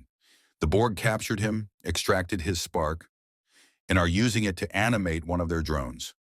The revelation sent waves of rage and terror through both Autobot and Decepticon forces. The Borg had found a way to assimilate them, not just their technology, but their very essence, their sparks, the fundamental core of what made them alive. All units, fall back to defensive perimeter around the Enterprise, Optimus commanded, his voice tight with controlled fury. We cannot allow them to capture any more of us. But Megatron had other ideas. Decepticons converge on the mechanized drone. Destroy it before the Borg can analyze Spark technology further. If they learn to mass-produce Spark-powered drones, we're all extinct. For once, Optimus didn't argue. Autobots, support the Decepticon assault. That drone cannot be allowed to survive. The combined Cybertronian forces descended on the Spark-animated Borg drone with overwhelming firepower. Megatron's fusion cannon obliterated its left arm. Optimus's Energon axe, materialized from subspace storage, cleaved through its torso. Starscream's null rays disabled its systems. And finally, Ironhide's cannons reduced it to scattered components that drifted lifeless in the void. But the damage was done. The Borg had learned. And as the shattered drone's remains were drawn back into the cube by tractor beams, every combatant knew the collective was already analyzing, adapting, preparing to harvest more sparks. "Captain," Data reported, his voice carrying unusual urgency, "the Borg cube is reconfiguring its interior structure. They are creating containment chambers specifically designed to hold Cybertronian sparks. They intend to mass harvest the Transformers." Counselor Troy gripped her console, her empathic senses overwhelmed by the emotions radiating from the Transformers. Fear, yes, but also rage. And beneath it all, a fundamental existential horror at the violation the Borg represented. "Captain, they're terrified, not of death. They faced death for millions of years. They're terrified of losing themselves, of being erased and made into mindless components of the collective." Picard understood completely. He'd been assimilated once, made into Locutus of Borg, and the memory of that loss of self still haunted his nightmares. To have your individuality stripped away, your voice silenced in the cacophony of the collective. It was a fate worse than any death. "All units, new strategy," Picard transmitted on the combined channel. "We're not trying to disable the cube anymore. We're going to destroy it completely. No captures, no assimilations, no analysis. We hit them with everything we have, all at once, and we don't stop until that cube is debris." "Agreed," Optimus and Megatron said simultaneously. Perhaps the only thing they'd unanimously agreed upon in 4 million years. Geordi's voice came through from engineering. "Captain, I can reroute emergency power to the main deflector and create a concentrated Nadion particle beam. It'll drain our reserves completely and leave us vulnerable, but it might crack their shields long enough for a killing blow." "Do it. How long to charge?" 90 seconds. "Mr. Worf, coordinate with the Transformer forces. I want every weapon we have firing at the exact moment the deflector beam strikes. We overwhelm their shields, and we aim for their power matrix. One shot, everything we have." 90 seconds in combat is an eternity. Borg drones continued to transport onto the Enterprise's hull, where desperate close-quarters fighting erupted. Inside the ship, security teams engaged drones that had breached the interior, their phaser rifles screaming as they fired and fired again at enemies that adapted to each shot.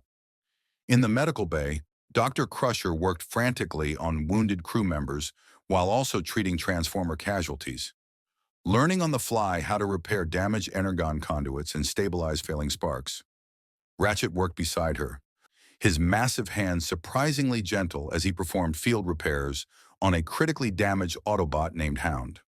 "Your medical technology is fascinating," he said, his usual gruffness softened by professional respect.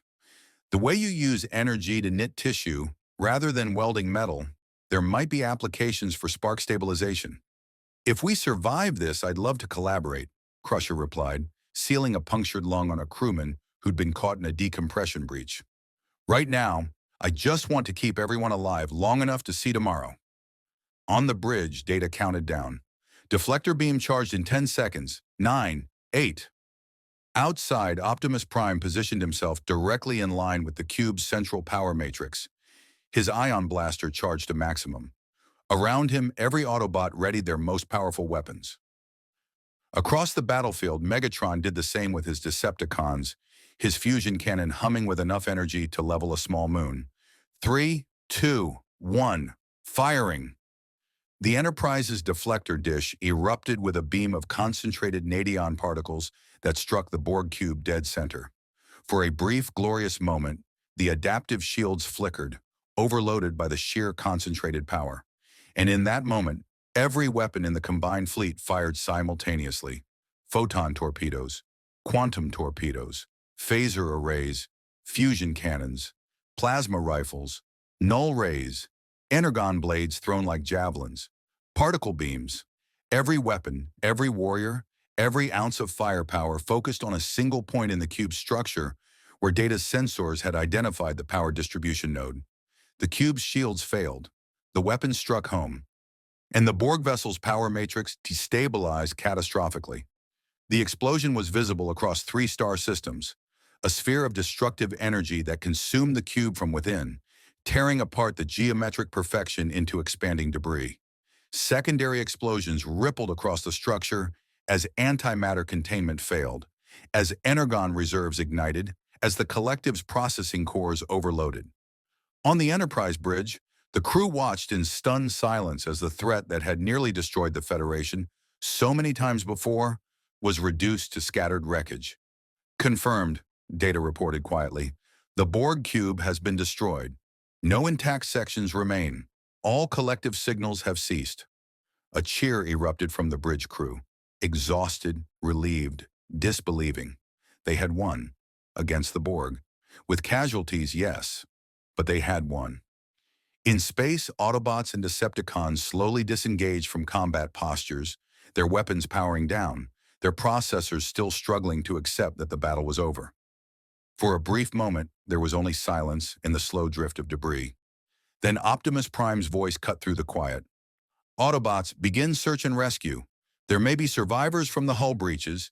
Help the Enterprise crew with recovery operations. And Megatron, after a long pause. Decepticons, assist. But remember, this changes nothing between us.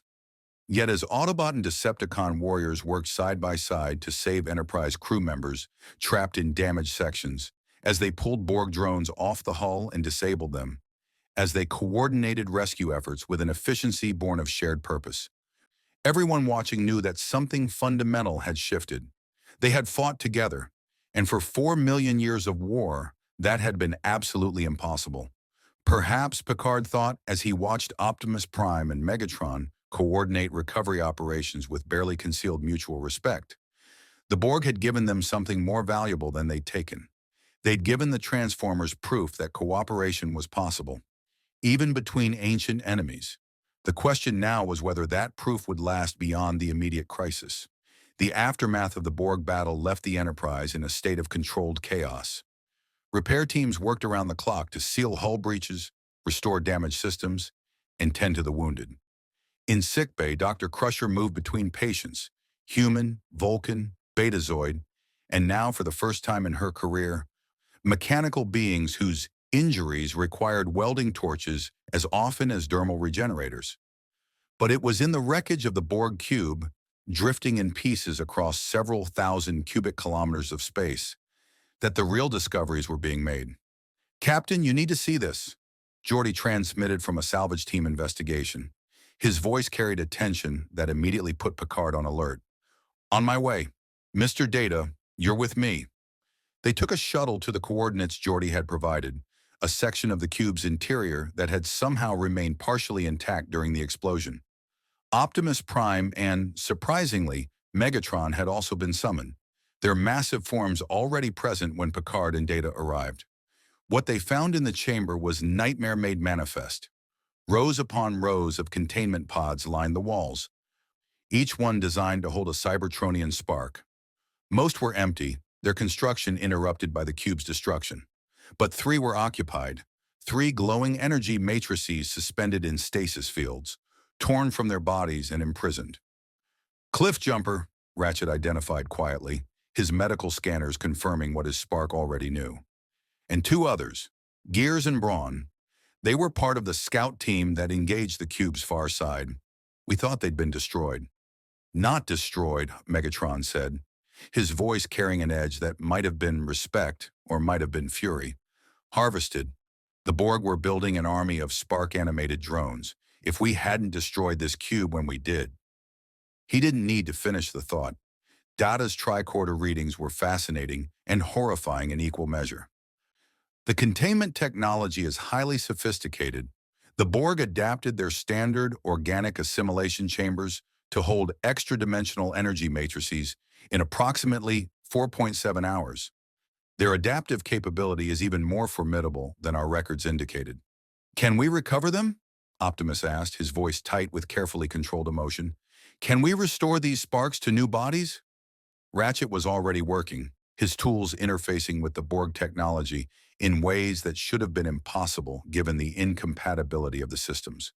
But desperation and millions of years of medical experience made him creative. Maybe. The sparks are intact, but they've been isolated from the well of all sparks for extended periods. They might be damaged, corrupted, or simply too weak to reanimate bodies even if we had protoforms available. We have to try, Optimus insisted.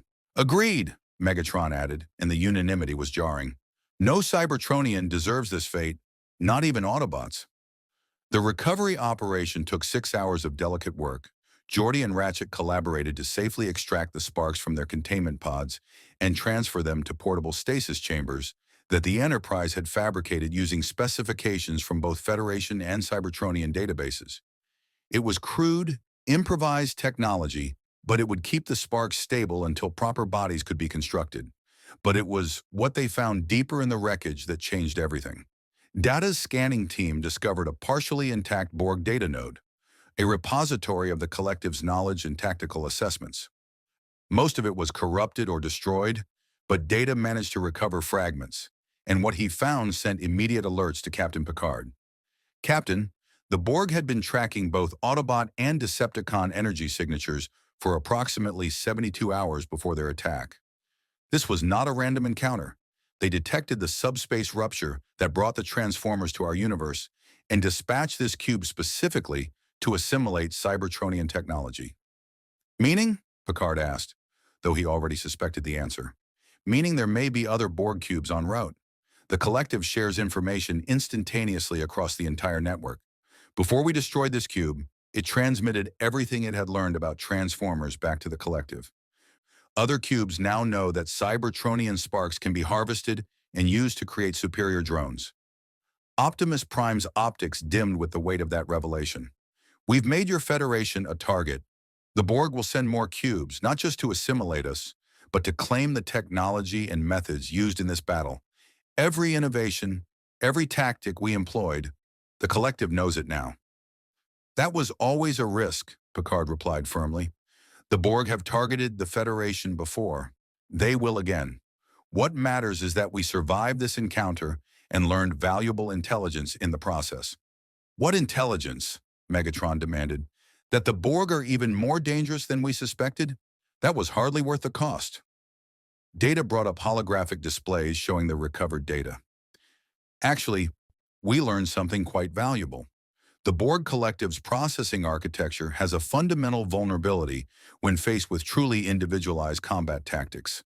Their adaptive algorithms are designed to identify patterns and develop counters, but when faced with dozens of unique fighting styles that constantly vary their approaches, the adaptation cycle becomes increasingly inefficient. In simpler terms, Riker requested, the more unpredictable and individual we are, the harder we are to assimilate, Data explained. The Transformers' 4 million year civil war forced them to develop highly individualized combat styles. No two Autobots fight exactly alike. No two Decepticons employ identical tactics. This made them exponentially more difficult for the Borg to process than the relatively standardized tactics of Starfleet vessels. Worf leaned forward, his warrior's mind immediately grasping the implications. Then the key to fighting the Borg is not uniformity, but diversity. Not standard tactics, but improvisation. Precisely, Data confirmed. It is why the Transformers were so effective. And it suggests a broader strategic approach for future Borg encounters. In the days that followed, an uneasy routine established itself. The Enterprise's repair operations continued with Autobot assistance, their mechanical nature and strength proving invaluable for hull plating, restoration, and structural reinforcement. Geordi and Ratchet worked around the clock to perfect the energon conversion technology, finally achieving a stable solution that could convert dilithium and antimatter into a form the Transformers could process. It wasn't as efficient as natural energon, and it required more frequent refueling, but it worked. The dying Autobots in Ratchet's medical bay began to stabilize, their sparks brightening as converted energy flowed through their systems. Arcee was the first to recover fully, her optics flickering online after 48 hours of critical stasis. "Ratchet?" she asked weakly. Did we survive?" "We survived," Ratchet confirmed, and his voice carried a warmth that revealed just how worried he'd been. "Thanks to Captain Picard's crew and a lot of improvised engineering." "Welcome back, Arcee." But not all the news was positive. In the Decepticon camp, tensions were rising. Starscream had been agitating among the warriors, questioning Megatron's decision to cooperate with the Autobots and the Federation. The temporary alliance had been necessary against the Borg, he argued, but now that threat was eliminated. Why should the mighty Decepticons continue to play nice with inferior organics and their traitorous Autobot lapdogs? "We should take what we need and leave," Starscream insisted during a Decepticon council meeting that Worf, still embedded as an observer, was permitted to witness. "The Enterprise has the conversion technology now. We take it by force, establish our own energy production, and claim a system for ourselves. Let the Federation and Autobots deal with future Borg attacks without us." Megatron listened to his second-in-command's arguments with his usual calculating patience. When Starscream finally finished, the Decepticon leader rose to his full height, and his response was measured but edged with danger. "You speak of strength, Starscream, of taking what we desire through force. These are Decepticon principles, and I do not fault you for advocating them." His fusion cannon charged slightly, a subtle reminder of who commanded here. "But you fail to consider the broader tactical picture. Yes, we could raid the Enterprise. We might even succeed, though the Autobots would defend them and we would suffer casualties we can ill afford. And then what?" Starscream hesitated. "Then we establish ourselves in this universe, my lord. We build our strength and we make permanent enemies of a federation that spans hundreds of worlds and commands resources we have barely begun to catalog," Megatron finished. "We face the Borg alone when they return, and they will return, seeking revenge for this cube's destruction. We abandon any possibility of finding the technology or resources to return to our own universe, all for immediate gratification." "You sound like Optimus Prime," Starscream sneered, and several Decepticons shifted uncomfortably at the insult. Megatron's backhand sent Starscream flying across the chamber, the smaller Decepticon crashing into a bulkhead with enough force to dent the metal. "I sound like a leader who thinks beyond the next battle, Starscream. It's why I command and you serve. The Federation offers us something more valuable than energon or technology. They offer us legitimacy. If we establish ourselves as allies rather than enemies, we gain access to their vast territory, their industrial capacity, their scientific knowledge. We position ourselves to build strength while the Autobots remain dependent on Federation charity." Starscream pulled himself up, his optics bright with pain and humiliation. "And you trust organics to keep their promises?" "I trust nothing," Megatron replied coldly. "But I recognize opportunity when I see it. For now, we maintain the alliance. We help repair the Enterprise. We share information about the Borg. And we establish ourselves as valuable allies who can provide services the Federation cannot." Worf, observing from his designated position, had to suppress a grudging respect. Megatron was playing a long game, thinking strategically rather than tactically. The Klingon warrior in him recognized a worthy opponent, someone who understood that true conquest required patience and planning, not just firepower. But Worf also recognized something else. Megatron was fundamentally incapable of genuine alliance. Everything was calculation, advantage, positioning for eventual dominance. The Decepticon leader didn't want partnership with the Federation. He wanted to use them until he was strong enough to subjugate them. This intelligence needed to reach Captain Picard immediately. On the Enterprise, Picard was having his own strategic discussions with Optimus Prime in the observation lounge. The Autobot leader had requested a private meeting, and the weight on his ancient shoulders was visible even in his mechanical frame. "Captain, I need to be honest with you about something," Optimus began. "The alliance between Autobots and Decepticons during the Borg battle, it was necessary and effective, but it cannot last. I suspected as much, Picard replied. 4 million years of war doesn't end because of one shared battle. No, it doesn't, and I need you to understand why. Optimus moved to the viewport, looking out at the stars of this unfamiliar universe. Megatron and I are fundamentally incompatible. It's not just ideology or tactics, or even the history of our conflict. It's what we believe about the nature of existence itself. I believe freedom is the highest virtue, that every sentient being has the right to choose their own path, even if that path is flawed. Megatron believes strength is the highest virtue, that those with power have the right and responsibility to impose order on those without it. Tyranny versus democracy, Picard observed. We've seen this conflict played out countless times in Earth's history, with the crucial difference that our conflict has lasted longer than your species has existed as a civilization. Optimus said quietly, Captain, I want peace. I have always wanted peace, but not at the cost of submitting to Megatron's vision of a hierarchical Cybertron where the strong dominate the weak. And he will never accept a Cybertron where his authority is questioned or limited. So we fight. We have always fought. We will always fight. Unless one of you wins decisively, which will never happen because we're too evenly matched. I have the loyalty of those who value freedom. He has the loyalty of those who value strength. Neither faction can completely destroy the other without destroying ourselves in the process. Optimus turned back to Picard. Do you see the trap we're in? The war that cannot end because neither side can afford to lose? Picard considered this carefully. What if the war didn't have to end with one side's destruction? What if there was a way for both Autobots and Decepticons to coexist without constant conflict? We tried that. Before the war began, Cybertron had different city-states with different governing philosophies. But Megatron couldn't tolerate dissent. He needed absolute control. Then perhaps, Picard suggested, the answer is not one Cybertron, but many. Separate territories, separate governance, with clear boundaries and non-aggression agreements.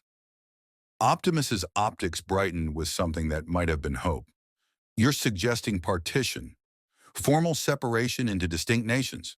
I'm suggesting that if you cannot coexist on the same world, perhaps you could coexist in the same universe. The Federation has vast territory. With proper mediation and clear agreements, both Autobots and Decepticons could establish settlements in different sectors. Megatron would never agree to such limitations.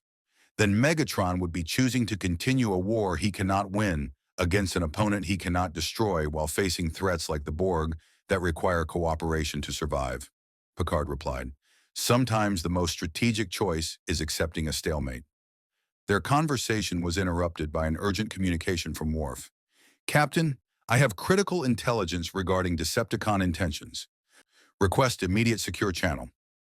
As Picard listened to Worf's report about Megatron's true plans, using the Federation to build strength before eventual betrayal, he felt the familiar weight of command decisions that had no perfect answers.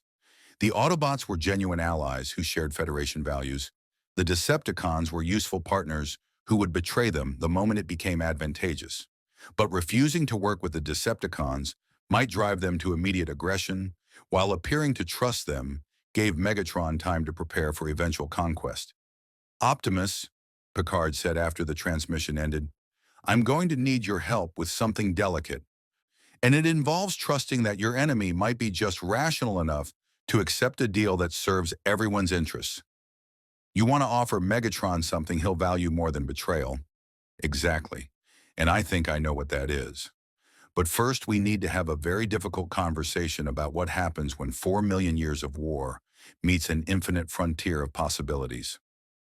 Outside the Enterprise, in the debris field where the Borg cube had been destroyed, Cybertronian salvage teams continued to work alongside Starfleet personnel. Autobot and Decepticon, side by side, recovering technology and honoring the dead. It couldn't last. But for now, in this moment, it was enough. The conference room on Starbase 157 had been specifically modified to accommodate the historic meeting taking place within its walls. Captain Picard sat at one end of the elongated table, flanked by Admiral Nechayev via subspace link and Commander Riker. On his right stood Optimus Prime with Ratchet and Jazz providing additional Autobot representation. On his left, separated by deliberate distance and several security protocols, Megatron loomed, accompanied by Soundwave and, surprisingly, a subdued Starscream, who bore visible damage from what had clearly been a recent disciplinary action. "This is unprecedented," Admiral Nechayev stated, her image flickering slightly from the communication delay. "The Federation Council has authorized me to negotiate on their behalf, but I want to be clear. We're not in the business of choosing sides in civil wars." "Yet you already have," Megatron observed coolly. "Your crew worked more closely with the Autobots. Your captain shares philosophical commonalities with Optimus Prime. Your bias is evident." "What's evident," Picard replied with controlled steel, "is that the Autobots have not threatened Federation citizens or planned raids on our vessels. If there's bias, it's based on actions, not ideology." "Fascinating," Megatron said, and his tone suggested genuine interest rather than sarcasm. "You claim moral high ground based on our different approaches to survival. The Autobots beg and receive charity. The Decepticons prepare to take what they need if charity fails.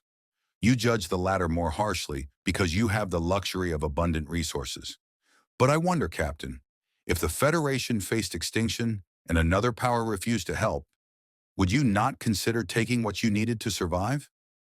The question hung in the air, and Picard had to acknowledge its validity.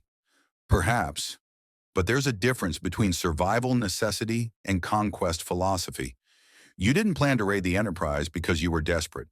You planned it because you view strength as the right to take from the weak. "Semantics," Megatron dismissed, "but irrelevant. We are here to negotiate, not to philosophize about morality. What is the Federation offering?" Picard activated a holographic display showing a sector of Federation space, remote, resource-rich, with several uninhabited systems. "The Federation is prepared to offer both Autobot and Decepticon factions colonial rights to separate systems within this region. You would have access to raw materials necessary for Energon production, space to establish permanent settlements, informal recognition as sovereign entities within Federation territory." Optimus Prime studied the display carefully. "Separate systems. You're proposing formalized partition. I'm proposing what you've both needed for 4 million years. Space to exist without constant conflict. The systems designated for Autobot settlement are here." The display highlighted 3-star systems. "And the Decepticon systems are here." 3 different systems, separated by significant distance. A neutral buffer zone will be maintained between them, patrolled by Federation vessels to ensure compliance with non-aggression terms. Starscream leaned forward, his damaged wing strut creaking. "And if we refuse these generous boundaries? If the Decepticons decide we prefer a different system? Then you would be in violation of Federation law and subject to appropriate response," Admiral Nechayev stated flatly. "Make no mistake, this offer comes with conditions. Both factions will agree to non-aggression toward each other and toward Federation members. Both will contribute to mutual defense against threats like the Borg. Both will submit to Federation mediation in disputes. In exchange, you receive resources, territory, and the opportunity to build new civilizations without the burden of perpetual war." Megatron's optics narrowed dangerously. "You're asking the Decepticons to accept limitations on our sovereignty, to submit to organic oversight, to abandon our fundamental right to expand and conquer as we see fit. I'm offering you survival and growth without the cost of endless war," Picard countered. "Megatron, you're a strategic thinker. You've survived 4 million years by being smarter than your enemies. So think strategically now. The Decepticons are in a damaged state, far from your home universe, facing threats like the Borg that you cannot defeat alone. You need time to rebuild, resources to strengthen your forces, and allies who can provide technological and industrial support. This agreement gives you all of that, while also preventing us from becoming the dominant power in this universe." "Yes," Picard admitted, "because the Federation will not allow conquest. But consider what you gain versus what you lose. You lose the freedom to wage unlimited war. But you gain access to Federation technology, trade networks, scientific knowledge, and industrial capacity. You gain time to develop your settlements without Autobot interference. And you gain the possibility, remote as it might seem, of eventually finding a way back to your own universe. That last point caught Megatron's attention. You can return us to our dimension? Data spoke up for the first time. Not currently, but Federation science has extensive experience with dimensional phenomena, subspace anomalies, and wormhole physics. With Cybertronian cooperation and sufficient time, it may be possible to recreate the conditions that brought you here and reverse them. However, such research would require years, possibly decades, and could only be pursued in an environment of stability and cooperation. Soundwave's monotone voice emerged from his chest compartment. Proposal, logical, resources, valuable, risk assessment, acceptable parameters. Recommendation, negotiate favorable terms before acceptance. Megatron glanced at his communications officer, then back to Picard. Very well, I will negotiate, but I have conditions of my own. I would expect nothing less, Picard replied. The negotiations continued for 7 hours, with both sides making demands and concessions. Megatron insisted on the right to establish military installations in Decepticon territory without Federation oversight. Picard agreed but required quarterly inspections by neutral observers. Optimus Prime requested Federation assistance in recovering more Autobots scattered across the galaxy in their desperate flight from the Borg cube. Nechayev agreed, but set reasonable resource limits. The most contentious issue was the question of justice for pre-agreement actions. Several Decepticons had committed what Starfleet classified as war crimes during the initial confusion of arrival. Raids on civilian vessels, attacks on mining colonies, theft of resources. Picard insisted on accountability. Megatron refused to surrender his warriors to organic justice. The compromise came from an unexpected source. Optimus Prime proposed a joint tribunal, Autobot, Decepticon, and Federation representatives, that would review alleged crimes and determine appropriate consequences based on Cybertronian law rather than Federation statutes. It preserved both sides' dignity while establishing accountability. Megatron considered this carefully, his processors running scenarios and calculating advantages. Finally, reluctantly, he agreed.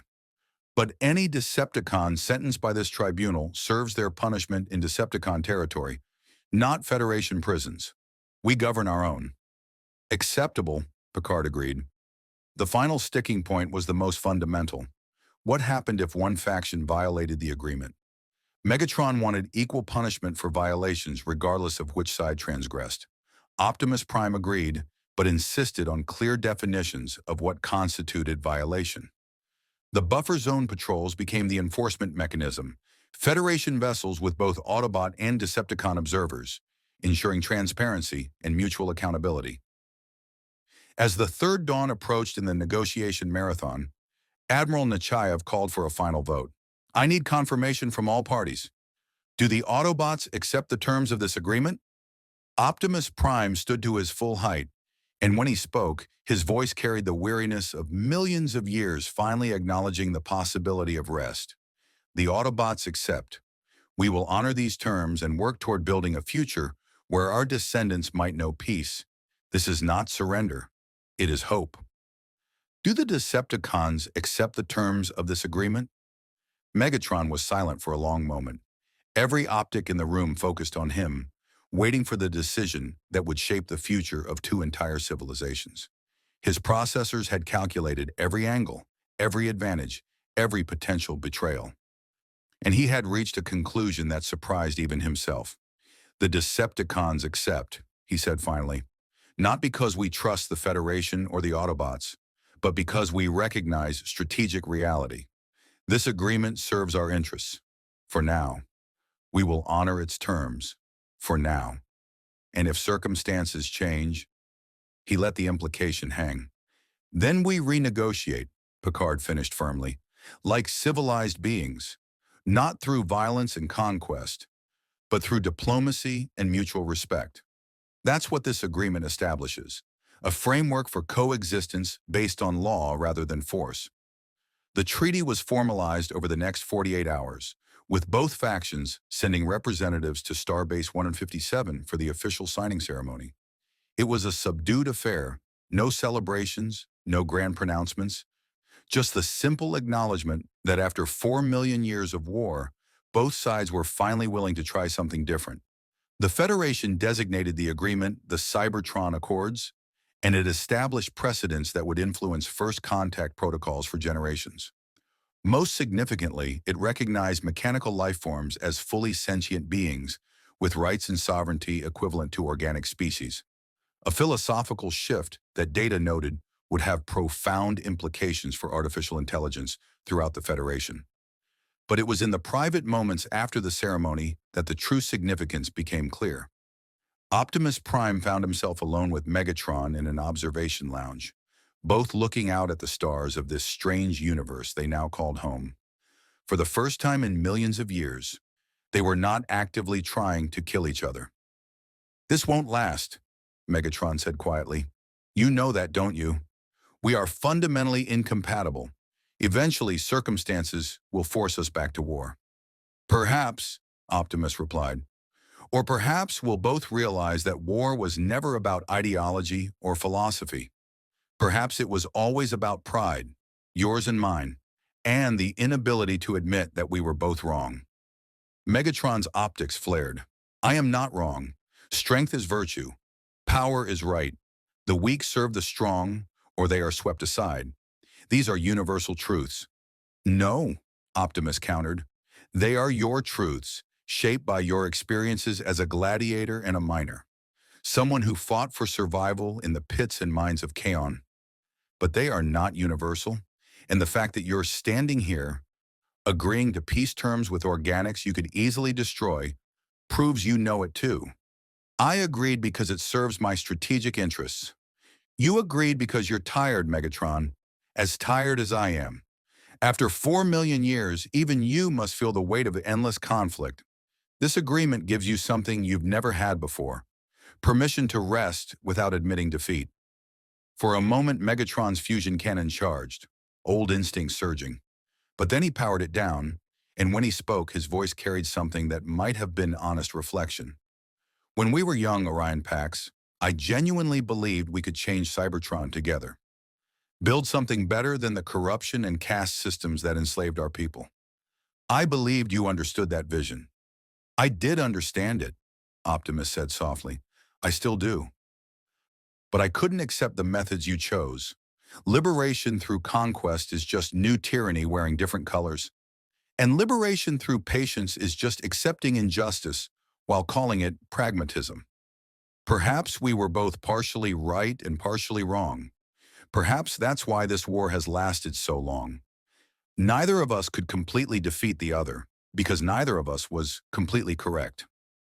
Megatron considered this, then shook his head. "Philosophy.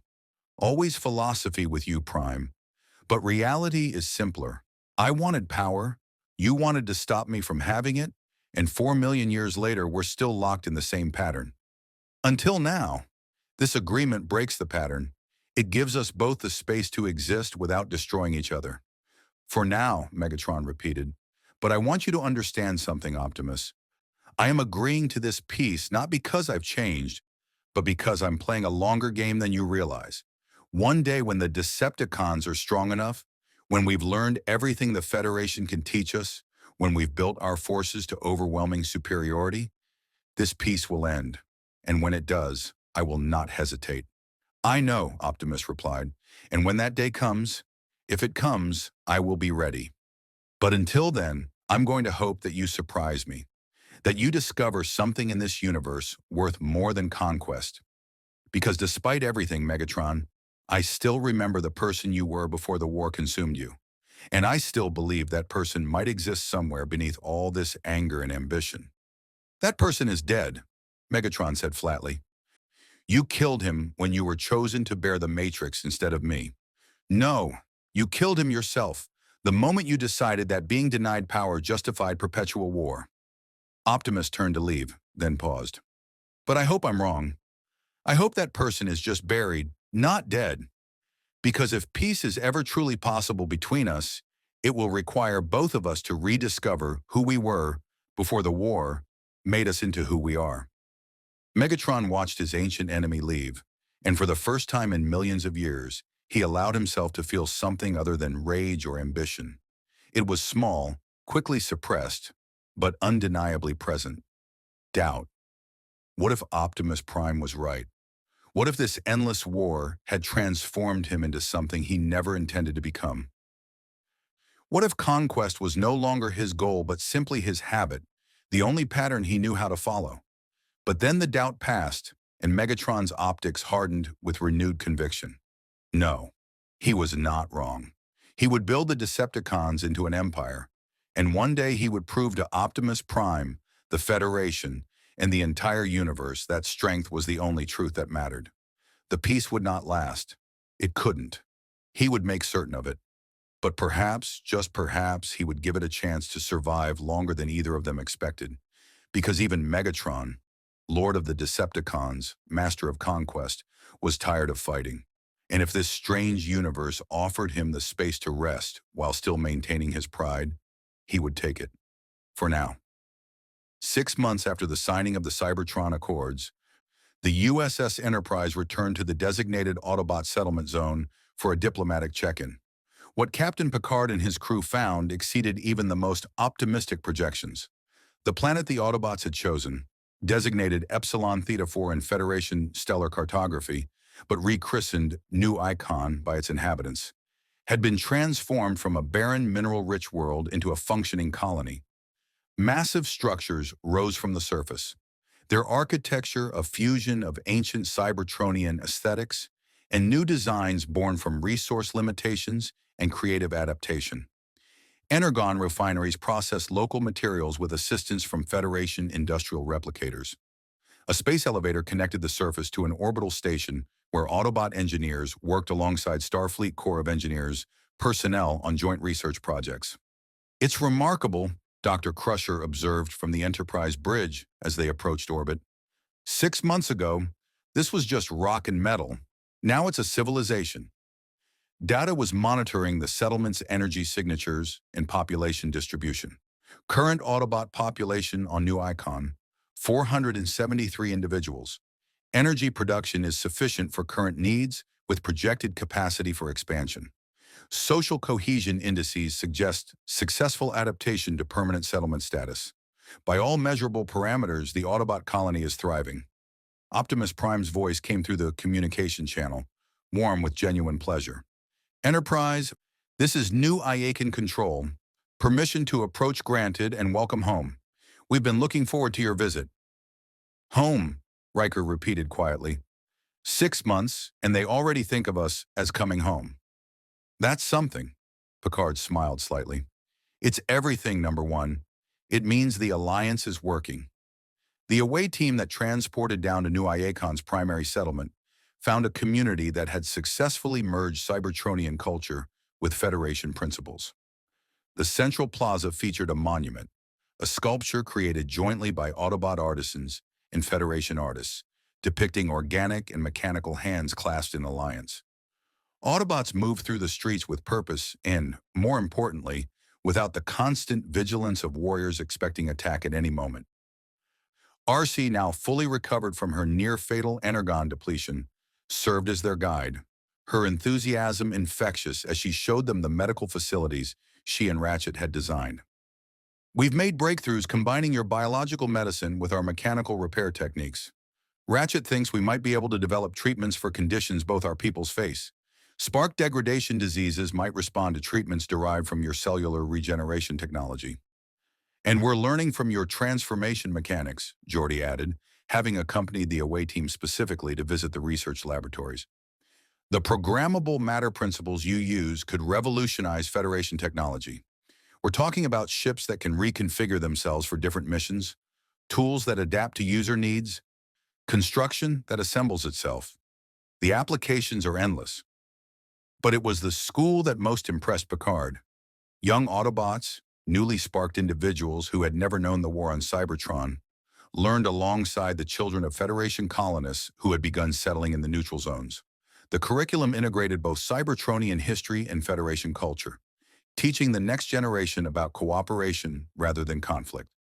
Jazz, who had taken on educational responsibilities with surprising enthusiasm, demonstrated their teaching methods. We're giving these younglings something we never had, the chance to define themselves by something other than war. They'll know what we fought for, but they won't be defined by the fighting. That's new for us. And honestly, it's terrifying and wonderful in equal measure. Why terrifying? Counselor Troy asked, her empathic senses detecting the complex emotions beneath Jazz's words. Because we don't know who we are without the war, Jazz admitted. For millions of years, we were warriors fighting for survival. Now we're, what?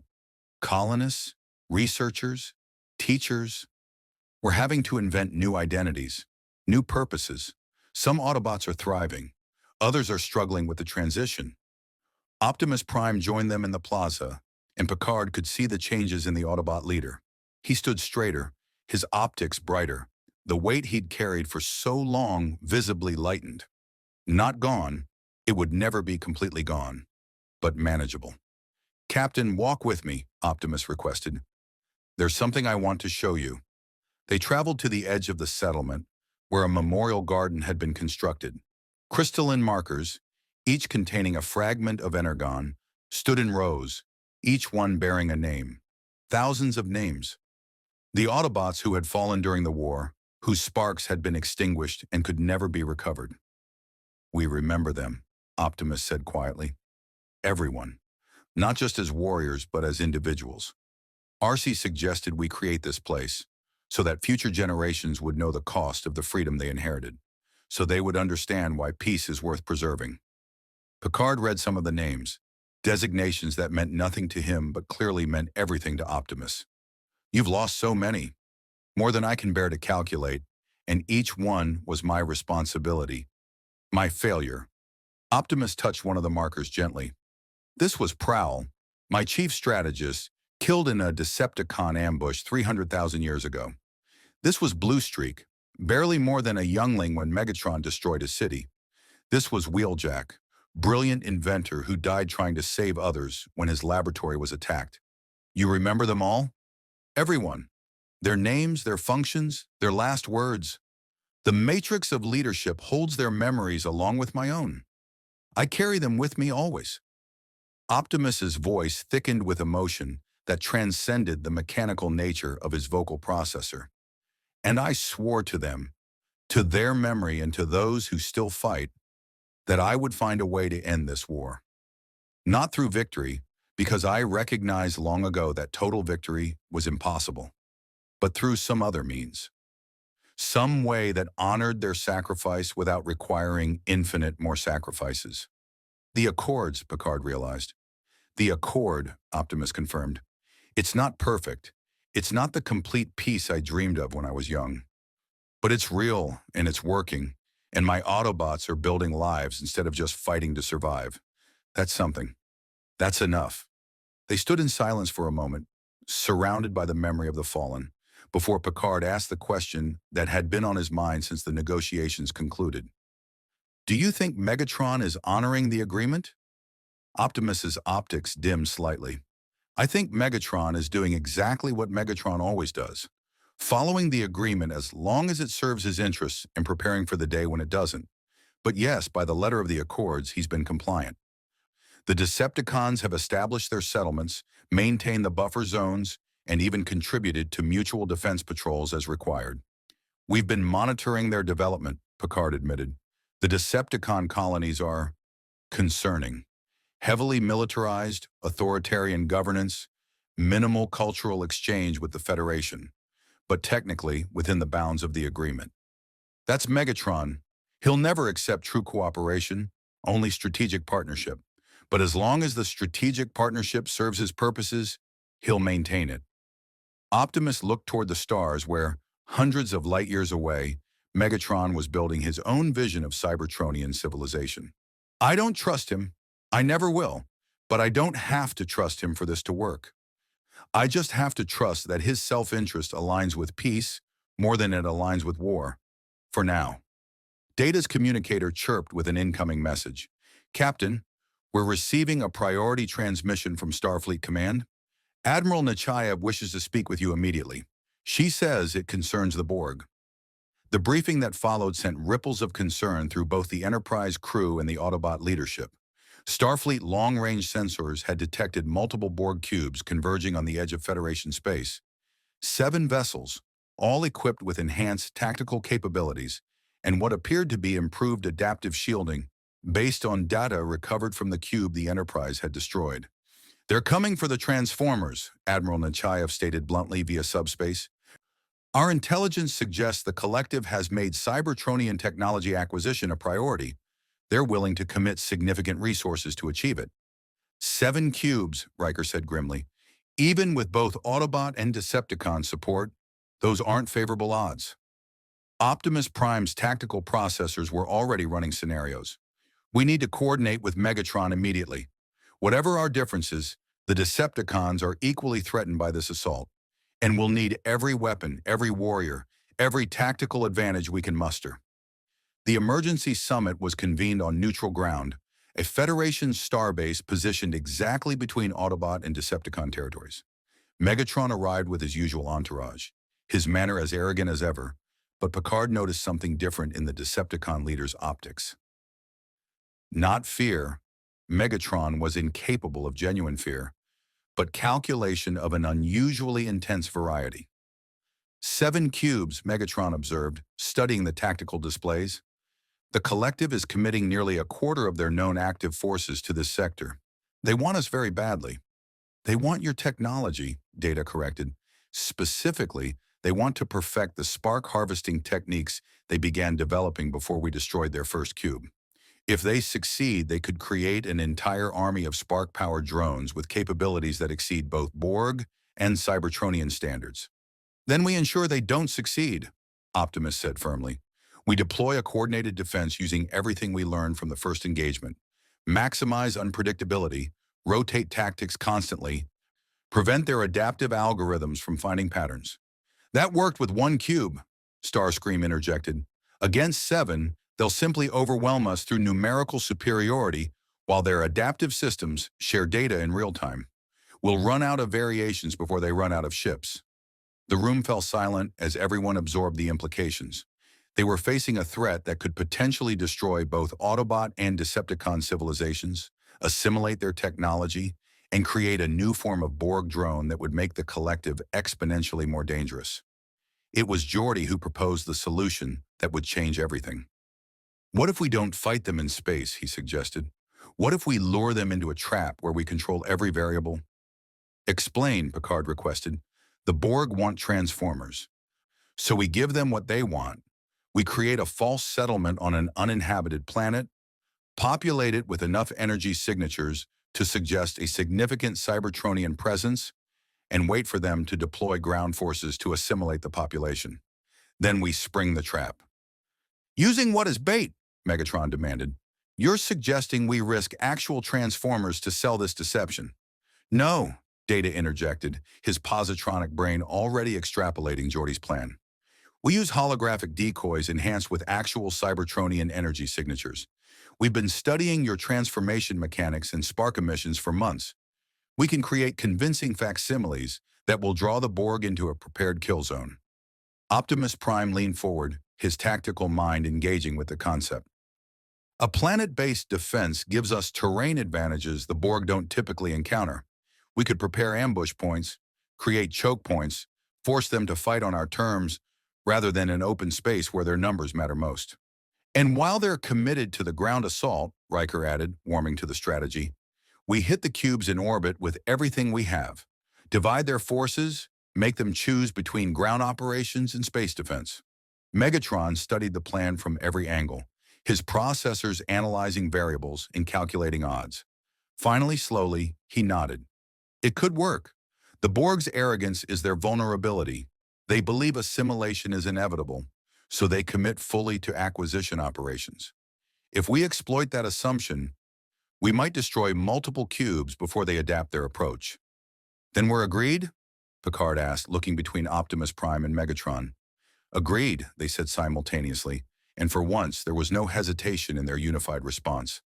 The next 3 weeks were a frenzy of preparation, a world in the neutral zone, a planet of canyons, underground caverns, and dense mineral deposits that would interfere with sensors, was selected as the trap location.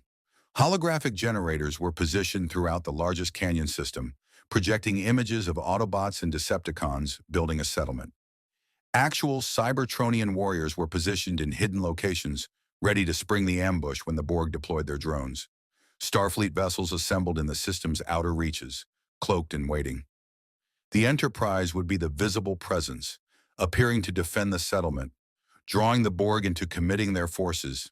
And in the deepest caverns of the trap world, Geordi and Ratchet worked together on a project that would either save them all or kill them trying, a weapon that exploited the Borg's own adaptive technology against them. If this works, Geordi explained to Picard during a final briefing, we can trigger a cascade failure in their collective consciousness. The weapon emits a signal that mimics the Borg's own neural frequency, but introduces paradoxical data, contradictory imperatives that their hive mind can't resolve. It won't destroy them, but it should disorient them long enough for us to press our advantage. And if it doesn't work, then we fight 7 Borg cubes with conventional weapons and hope we get lucky. The Borg arrived exactly on schedule, their cubes dropping out of transwarp space in perfect geometric formation. The sight of 7 massive vessels, each capable of destroying entire fleets, sent a chill through every organic and synthetic being who witnessed it. This is Captain Jean-Luc Picard of the Federation Starship Enterprise. Picard broadcast on all frequencies. You are violating Federation space and threatening sovereign colonies protected by interstellar treaty. Withdraw immediately or face the consequences. The Borg response was predictable. We are the Borg. The Cybertronian settlement on this world will be assimilated. Your presence is irrelevant. Resistance is futile. Then, Picard replied quietly, let me show you just how relevant we can be. All units, execute Operation Sparkfall. The planet's surface erupted with apparent transformer activity, thousands of energy signatures activating simultaneously as holographic projections of Autobots and Decepticons appeared to mobilize for defense. The Borg cubes immediately deployed transport beams, sending waves of drones to the surface to begin assimilation operations. And the trap was sprung. The moment the Borg drones materialized in the canyons, they found themselves facing not helpless colonists, but prepared warriors. Autobots and Decepticons emerged from hidden positions, their weapons cutting down the first waves of drones before the collective could adapt. The holographic decoys flickered and reformed, creating confusion as the Borg struggled to distinguish between real and false targets. In orbit, the Federation fleet decloaked and opened fire simultaneously, concentrating their assault on a single cube while it was distracted by the ground operation. The cube's shields flickered under the concentrated barrage. Phasers, photon torpedoes, and Romulan plasma weapons, borrowed from an unlikely alliance, all striking at once. Decepticons targeting Pattern Omega. Megatron commanded from his command position on one of the Starfleet vessels. Concentrate fire on their power distribution nodes. Autobots, provide cover for the Federation ships. Optimus ordered. Don't let the other cubes establish firing solutions. The battle raged across 3 dimensions, ground, orbital, and the subspace frequencies where Geordi's experimental weapon was being deployed. In the deepest cavern, Data monitored the Cascade weapon's progress, watching as paradoxical data flooded into the Borg collective consciousness. For a moment, nothing happened. Then across all 7 cubes simultaneously, the Borg drones hesitated, a fractional pause as their hive minds struggled to process contradictory imperatives that violated their fundamental operational logic. A fraction of a second was all the Alliance needed. The concentrated fire from the Federation fleet, now unopposed by adaptive shields that had momentarily dropped, punched through the first cube's hull and detonated its power core. The cube's destruction created a chain reaction, debris impacting the second cube, weakening its shields just as Decepticon fusion cannons tore into its superstructure. 2 cubes down, 5 remaining, but the Borg were adapting. Their collective consciousness was already filtering out the paradoxical data, restoring coordinated operations. The remaining 5 cubes repositioned, creating an overlapping defensive formation that made concentrated fire impossible without exposing the attacking forces to devastating counterassault. They've adapted to our tactics, Worf reported grimly. We can't break their formation without suffering massive casualties. It was Megatron who proposed the unthinkable solution. Then we make them break formation themselves. Enterprise, prepare to target me with your tractor beam. I'm going to do something exceptionally stupid, and I'll need you to pull me out before it kills me. Megatron, what are you? Optimus began. I'm going to transform mid-flight and ram the Central Cube's command node, Megatron interrupted. My fusion cannon at point-blank range, combined with the kinetic energy of impact, should penetrate their shields long enough for you to exploit the breach. But you'll need to grab me with a tractor beam the instant before impact and pull me clear, or I'll be destroyed in the explosion. That's insane, Riker said flatly. The timing would have to be perfect, and even if we pull you out, the damage from impact will be catastrophic. I'm aware, but I didn't survive 4 million years of warfare by playing it safe. Besides, and Megatron's voice carried something that might have been dark humor, it would be poetic, wouldn't it? The great Megatron, destroyer of worlds, dying in an act of heroism. Prime would probably build a monument. I'd prefer to avoid that indignity. Before anyone could argue further, Megatron launched himself from the hangar bay, transforming into his vehicle mode and accelerating toward the central Borg cube at speeds that pushed his systems to their absolute limits. His fusion cannon charged to maximum, building to a level that would either destroy the cube or destroy himself. Possibly both. Data, you've got the tractor beam, Picard ordered. Pull him out at the last possible moment, not a microsecond earlier. Data's fingers flew across his console, calculating trajectories and timing with positronic precision. Confirmed, Captain. Tractor beam ready. Megatron struck the Borg cube like a meteor, his fusion cannon discharging at the instant of impact. The explosion was visible from planetary orbit, a brilliant flash that consumed the cube's command section and sent cascading failures throughout its systems. At the precise moment of detonation, the Enterprise's tractor beam yanked Megatron away from the explosion, his damaged form tumbling through space. Get him to the hangar bay, Picard ordered, and tell Ratchet we have an emergency patient. The Central Cube's destruction broke the Borg formation, and the Alliance pressed their advantage. With coordinated fury born of months of preparation and desperate necessity, they tore into the remaining cubes, exploiting every vulnerability, rotating tactics faster than the collective could adapt. By the time the sun set on the trap world below, 4 Borg cubes lay in ruins. The remaining cube, damaged, outnumbered, and facing an enemy that refused to be assimilated, did something the Borg almost never did. It retreated, jumping to trans-warp and fleeing the system. The Alliance had won. In the Enterprise's sickbay, hastily modified to accommodate a patient who massed several tons, Ratchet worked frantically to stabilize Megatron. The Decepticon leader's frame was catastrophically damaged, systems failing, energon leaking from ruptured conduits. But his spark still flickered, stubbornly refusing to extinguish. You magnificent fool, Ratchet muttered as he welded a critical energon line. Of all the stupid, reckless, idiotic heroics. It worked, though, Megatron managed through damaged vocal processors. Worth it. Optimus Prime stood in the doorway, watching his ancient enemy cling to life. When their optics met, something passed between them. Not forgiveness, not friendship, but acknowledgement. Recognition that in this universe, in this moment, they had fought not against each other, but alongside each other. And they had won. You're going to survive, Optimus said quietly. Ratchet is too stubborn to let you die, and you're too stubborn to give him the satisfaction. Naturally, Megatron replied, and his characteristic arrogance was barely diminished by his critical condition. Can't have you thinking you won our war by default. On the bridge, Picard stood with his senior staff, watching the debris of Borg cubes drift past the viewscreen. They had faced an impossible threat and emerged victorious, not through the strength of a single civilization, but through cooperation between organic and mechanical life, between ancient enemies, between different philosophies unified by common purpose. Captain, Data observed, this engagement will be studied for years.